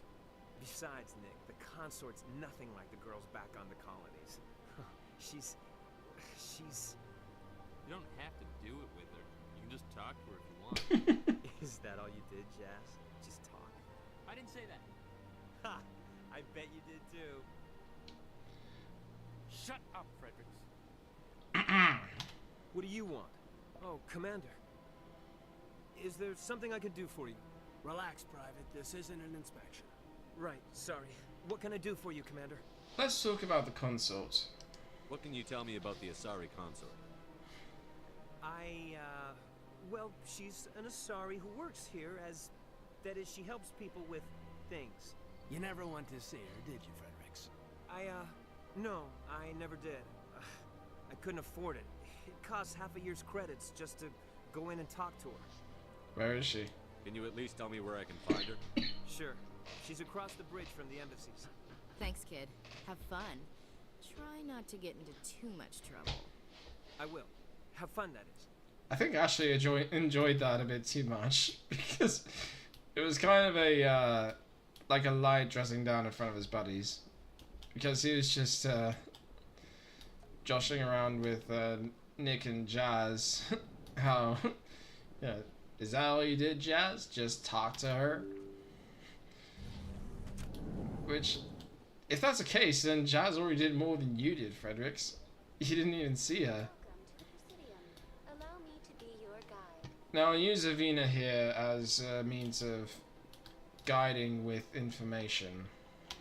Greetings and welcome to the Presidium. My name is Avina, and I am pleased to be your virtual guide throughout this level of the Citadel space station. Are you real? So are you a person or a program? I am a fully interactive virtual intelligence, programmed to provide spontaneous guidance at predetermined locations of interest throughout this level of the Citadel.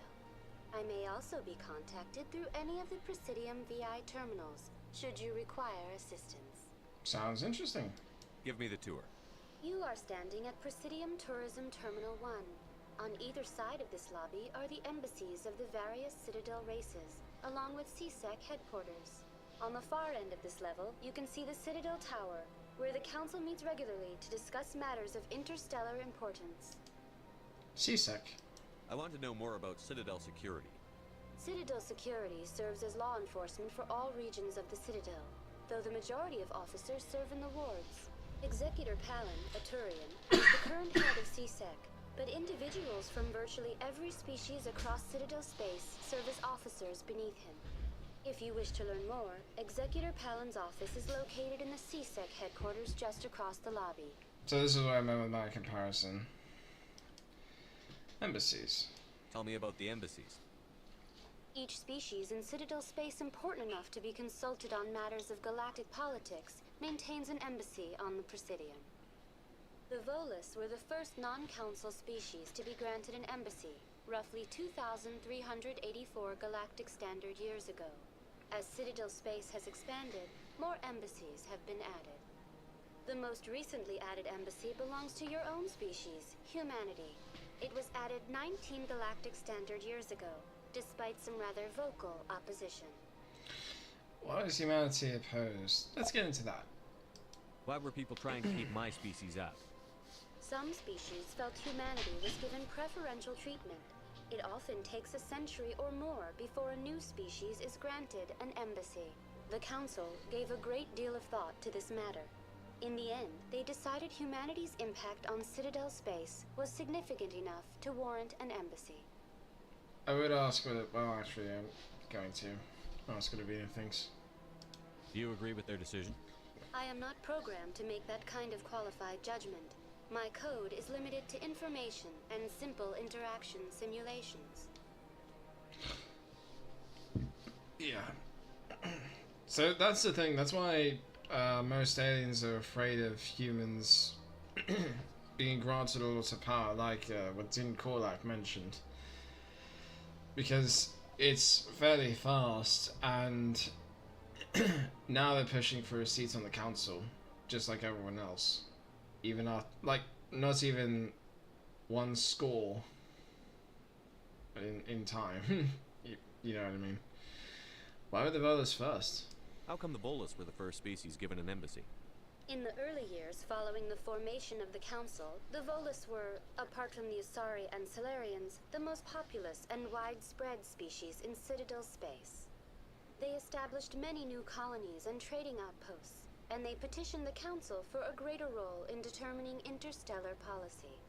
In recognition of their work to expand interstellar trade and establish a standardized galactic economy, the Volus were granted an embassy here on the Citadel. Now you think because they were impactful in that way, they'd get a seat on the council. But just an embassy? Why weren't they made a council race? The Council races have extensive responsibilities. They must provide personnel and ships for the Citadel fleets. They often provide economic aid in times of disaster. It would be unfair to demand such an enormous burden of a species unable to meet these obligations. Wow. The embassies allow lesser species to have a voice on the Citadel. Now wait a minute. Wait, what's that?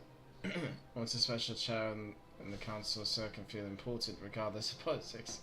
Yeah, that's... I imagine that's what many people would think. Unfortunately, they didn't even get seats. Not once do you see any council member sit down. So they're just standing at their posts. But anyways, lesser species? That's pretty damn arrogant. I apologize if my personality has offended you. Please submit all formal complaints in writing to the Citadel Tourist and Visitor Board. I'm not gonna waste time with that, but I will say specters. Tell me about nope, the embassies. Not that.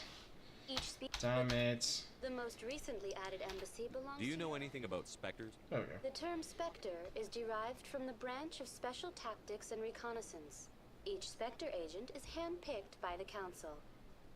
Their primary role is preserving galactic stability and resolving volatile situations that cannot be handled through normal political channels.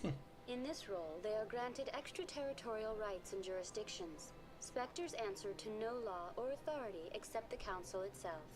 I think one YouTuber compared it to the federal marshals, I guess, but I wouldn't know about that. Citadel Council. What can you tell me about the Citadel Council? Originally, the Council consisted of representatives from the Asari and Solarians, the two dominant species in Citadel space. Roughly 1,304 galactic standard years ago, Turians were invited to join the Council in recognition of the role they played during the Krogan Rebellion. Since then, the three Council races have worked together to ensure the peaceful coexistence of the galactic community, while preserving individual autonomy for each species. Sounds too perfect. It can't be as simple as that. There must be problems somewhere in the system. I am not programmed to make that kind of qualified judgment. My code is limited to information and simple interaction simulations. Goodbye. Goodbye, and thank you for using Avina. Please enjoy your visit to the Citadel. So yeah, that was what I mentioned earlier about the Krogan rebellions. And I imagine the game might cover it a little bit, but I'll say it now. This is just to access the quick travel. I'm not actually going to use it, I'm going to walk there. Anyways, the Solarians, that's this guy right here walking by me. They were responsible for uplifting the Krogans. And by that I mean they effectively gave guns and advanced weaponry to cavemen. Because there was this thing called the Rachni Wars, which this giant race of bug-like creatures, which Chesapeake you will not like, because, you know, it's insectoid-ish. Or arachnid-ish. By the way, we'll tour the entire Presidium later. Because of the Rachni Wars, which threatened destruction across the galaxy, the Solarians turned to the Krogan to destroy the Rachni threat, which they did, in fairness. But unfortunately, the Krogan they found the challenge too easy, and they began fighting others and more people. In fact, I'll go this way just to help explain what I'm saying. Yeah. Because of the Krogan rebellions, the Turians, you know, these guys here. In fact, these are the council races standing here in this little trio. The Turians, they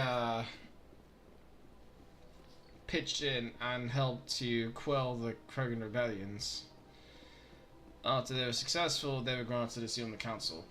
This, by the way, is a Krogan. Or at least that's what a Krogan would look like. This is a statue placed here after the Krogan after the Rachni Wars were finished. No worries, you can explain it to me later if that helps. Yeah.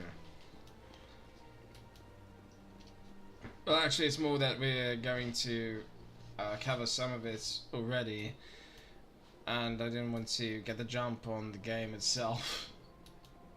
So I try not to explain too much so that it kind of takes away from the point of the gameplay. Because the point is to experience these things with you guys and to provide a well-experienced perspective on some matters. By the way, you'll notice this curves because we're actually, if you remember the outside shape of the Citadel, it's 5 arms and a circle. We are within that circle. So the gravity changes around as you go around that circle because obviously this thing rotates. It's kind of like Halo. And, sorry? I mean, sorry, Shepard. That is a statue of a mass relay. Almost accurate. Especially if you turn your head sideways, it looks like a mass relay, and there was a Mass Effect energy field in the center. Then it would definitely look like a mass relay. Look at that bug thing over there. What's it doing? Please do not disturb the keepers. Please do not disturb the keepers. Okay, okay. Ravina, explain the keepers, please. Welcome to Presidium Tourism Terminal 2. You are standing near the base of the Citadel Tower, one of the Presidium's most recognizable and important structures. Behind me is the spectacular relay monument, a scale model representation of a Prothean mass relay.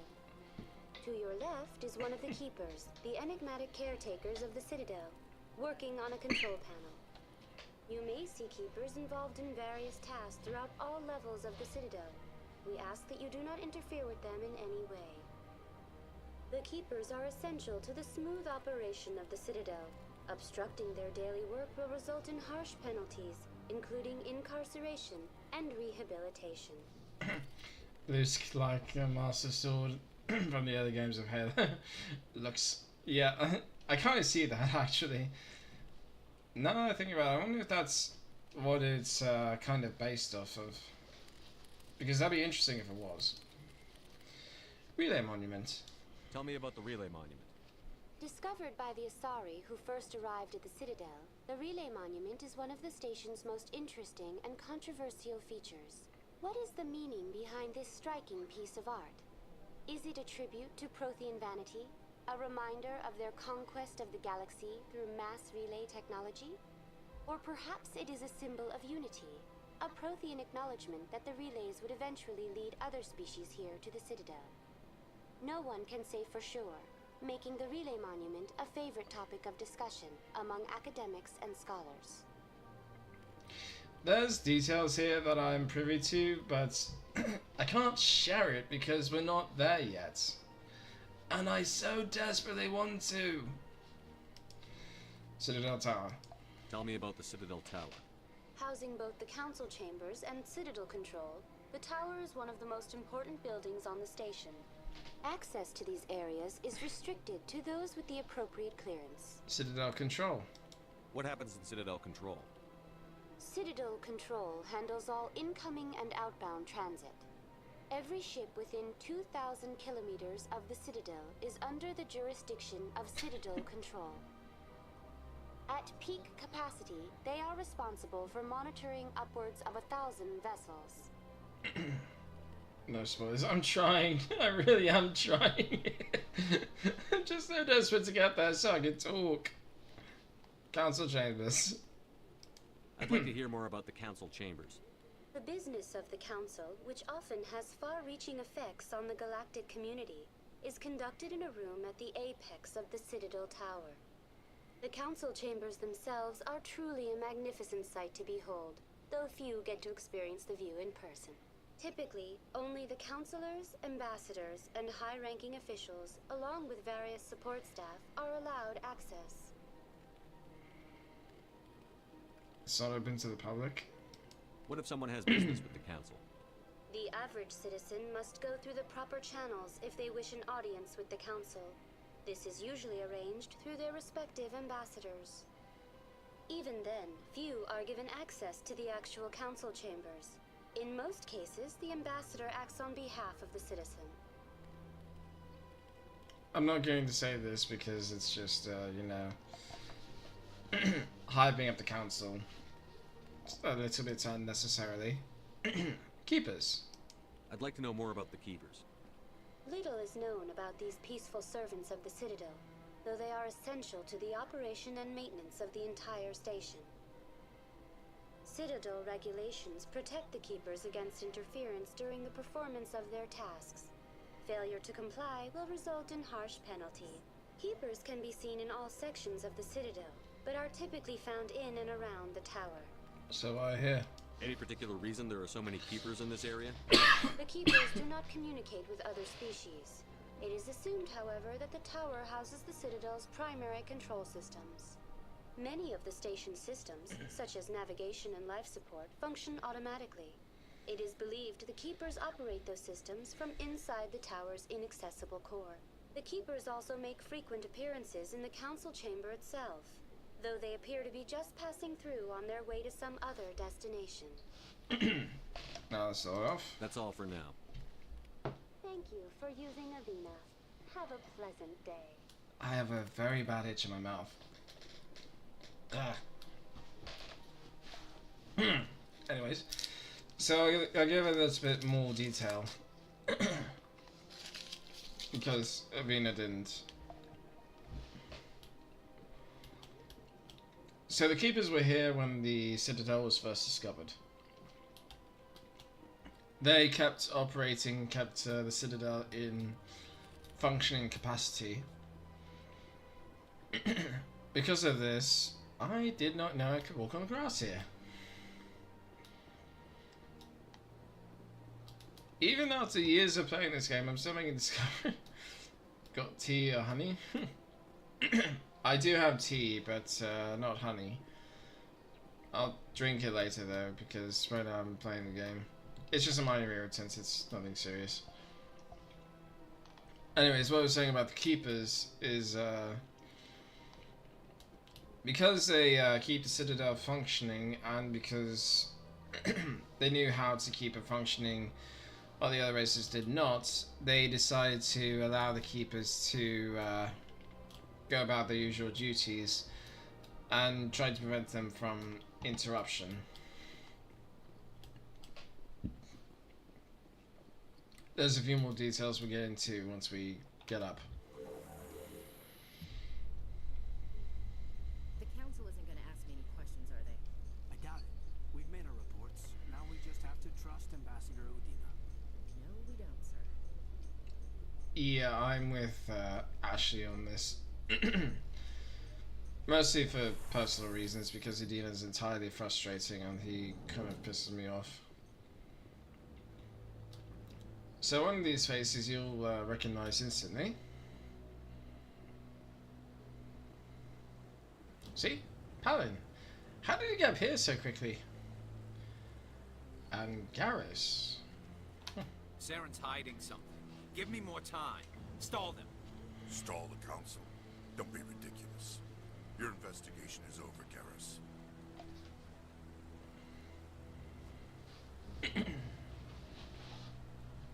Commander Shepard, Garrus Vicari. I was the officer in charge of the CSEC investigation into Saren. You don't like Saren? Sounds like you really want to bring him down. I don't trust him.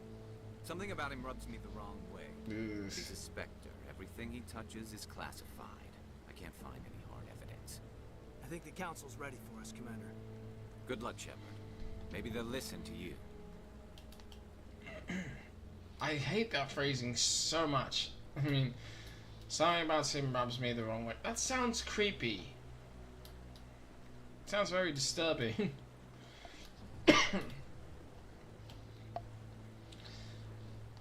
By the way, there's something about the...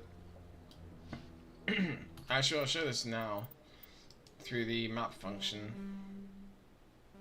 So I'm as zoomed out as I can, as it can be. But I'll show you. Here's the base, and here's, well, no, here's where I came from, and here's where I'm going.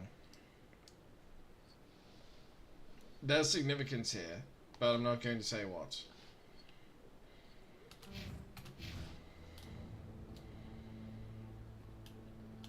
It's not even that big of a deal, it's just, what is this?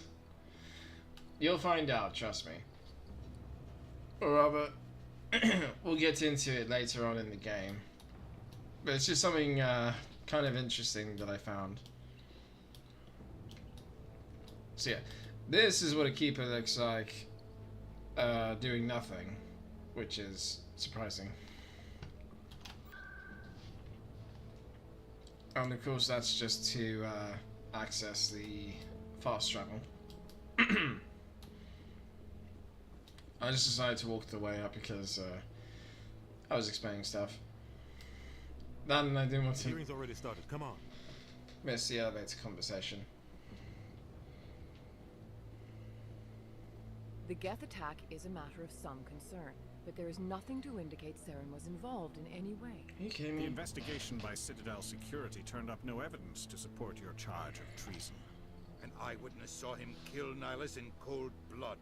We've read the Eden Prime reports, Ambassador. The testimony of one traumatized dock worker is hardly compelling proof. I resent these accusations. Nihilus was a fellow Spectre and a friend. That just let you catch him off guard. Captain Anderson, you always seem to be involved when humanity makes false charges against me. False. And this must be your protege, Commander Shepard. The one who let the beacon get destroyed. Okay, first of all, fuck you. Second of all, how did you get involved? The mission to Eden Prime was top secret. The only way you could know about the beacon was if you were there. With Nihilus gone, his files passed on to me. I read the Eden Prime report. I was unimpressed. But what can you expect from a human? Insults. Typical. Saren despises humanity. That's why he attacked Eden Prime. Your species needs to learn its place, Shepard. You're not ready to join the Council. You're not even ready to join the Spectres. He has no right to say that. That's not his decision. Shepard's admission into the Spectres is not the purpose of this meeting. No. This meeting has no purpose. The humans are wasting your time, Counselor, and mine. Quit protecting him. Saren's hiding behind his position as a Spectre. You need to open your eyes. What we need is evidence. So far, we've seen nothing. You've seen There's evidence. still one outstanding issue. Commander Shepard's vision. It may have been triggered by the beacon. Are we allowing dreams into evidence now? How can I defend my innocence against this kind of testimony? I agree. Our judgment must be based on facts and evidence, not wild imaginings and reckless speculation. Do you have anything else to add, Commander Shepard? Yes, well, if I was showing my face, I'd be adding my middle finger, but for the moment this will have to suffice. You've made your decision. I won't waste my breath.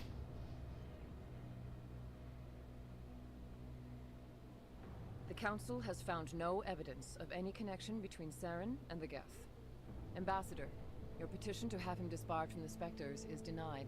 I'm glad to see Shut the justice was fuck up. served. This meeting is adjourned.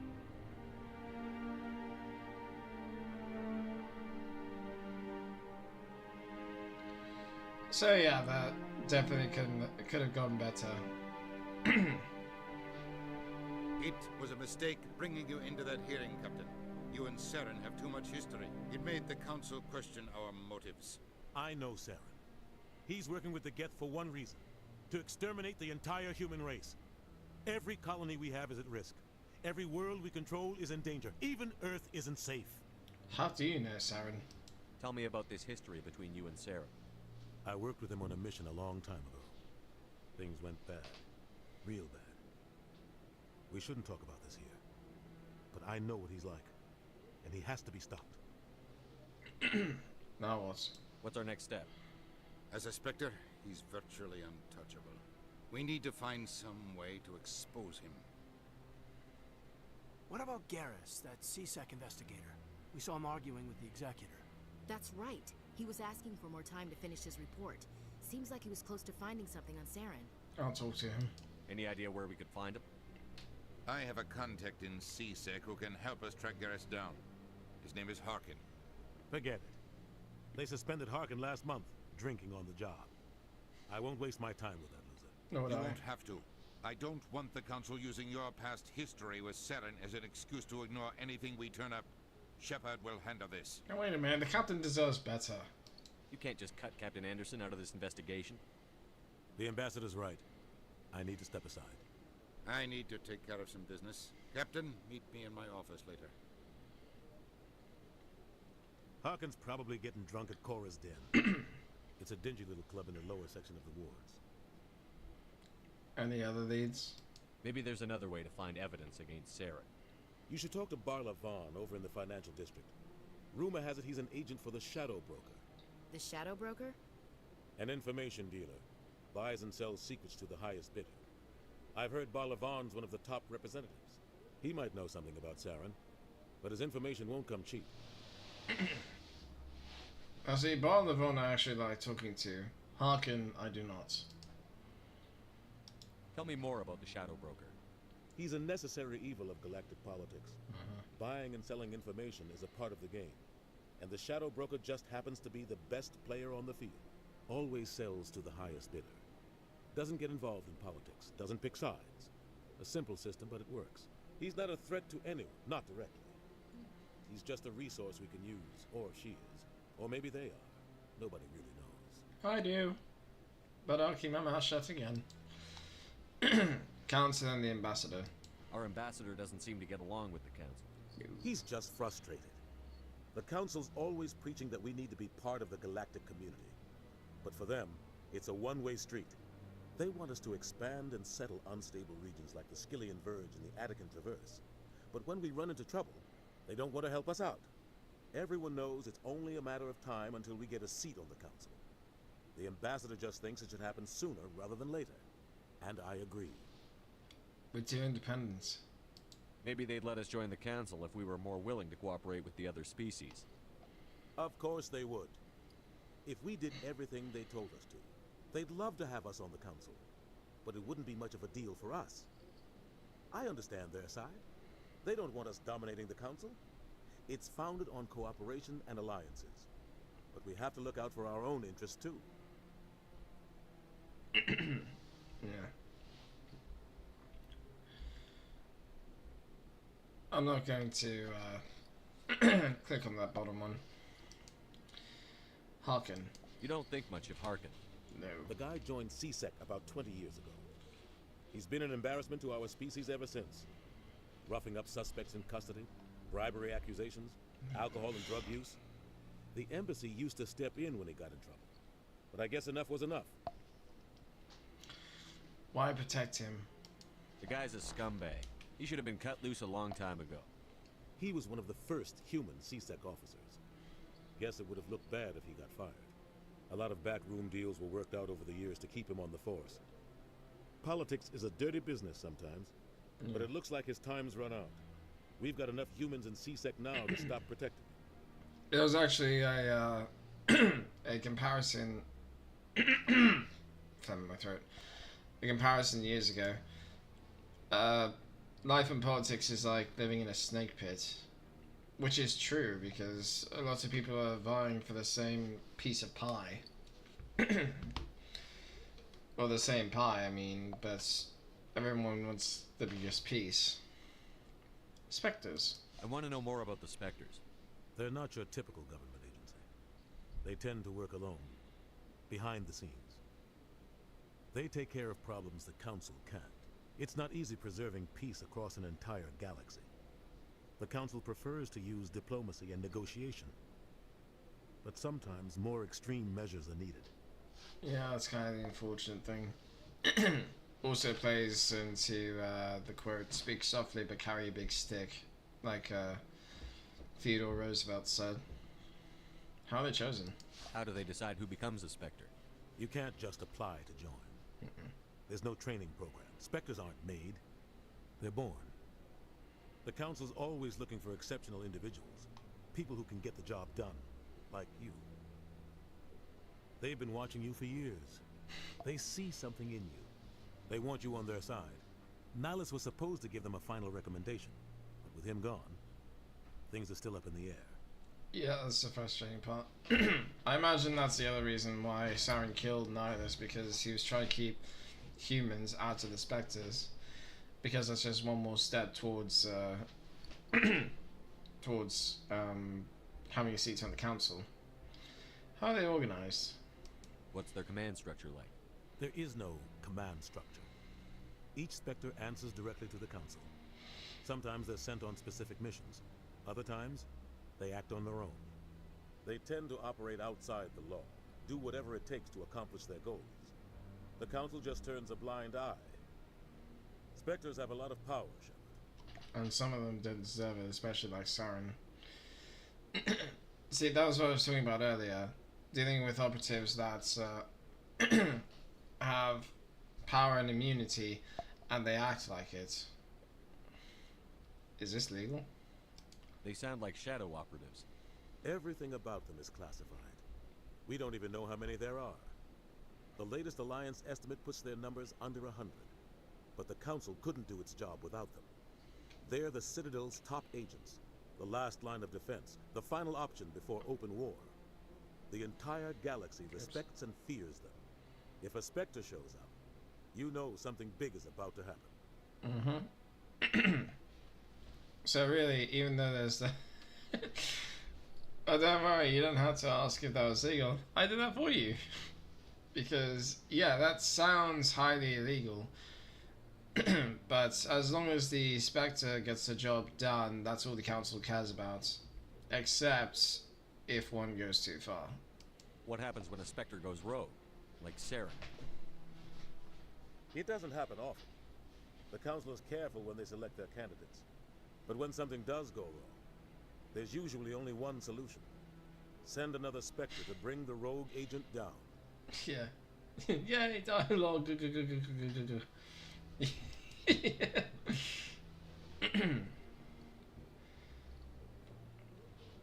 So in this case, obviously they haven't sent a Spectre agent after Saren because Saren has been found innocent despite evidence being there, which is a complaint I'll get into later. Barlavon. Tell me about Barlavon. He specializes in moving large sums of money without leaving a paper trail. A financial genius, doesn't do anything illegal, but he knows all the loopholes.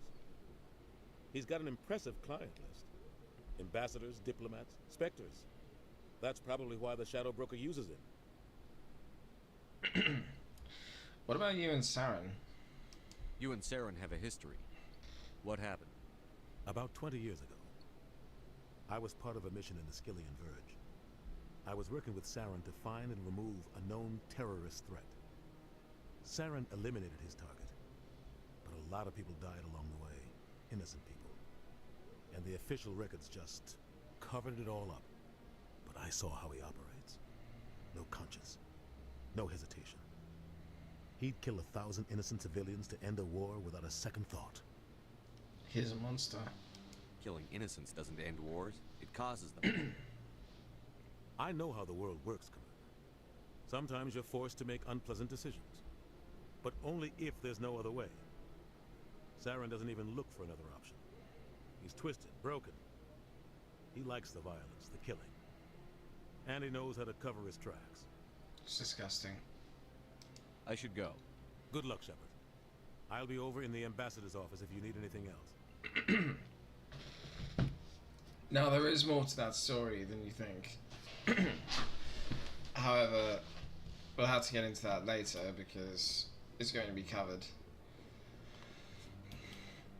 But yeah, that's a frustrating thing, especially with the council, because I think it's more that because Saren is their best agent, they don't want to believe that he's evil. Because that means that the council messed up. And government doesn't like admitting when they made a mistake. Hell, people don't like admitting when they make a mistake. And they have tremendous responsibility on their shoulders, so I don't entirely blame them for not wanting to see the truth. But it's just frustrating when they don't. Anyway, it's getting kind of late, so that's going to be it for now. So I'll save the game.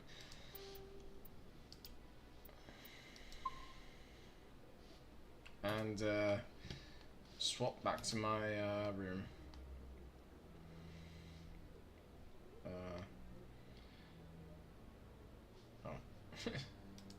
To minimize.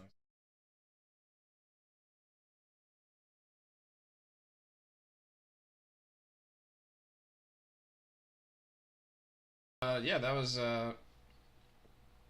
was Mass Effect for you.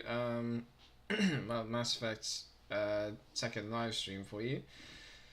Anyways, thanks so much for watching. I do hope you appreciated this video. You can like, you can comment, you can share this video if you want. You can subscribe to my channel or search my channel to find more videos like this, and I'll get back to you more gameplays, vlogs, songs, things like that. If you have any questions, comment below. If you have any suggestions for videos, you can find me on Twitter, Instagram, or Discord, FoxGamer39618. And yeah, I'm going to try and upload more frequently. I just got lucky today because well, my previous plans were freed up because I I didn't realize that today, because I live in the United States, President's Day.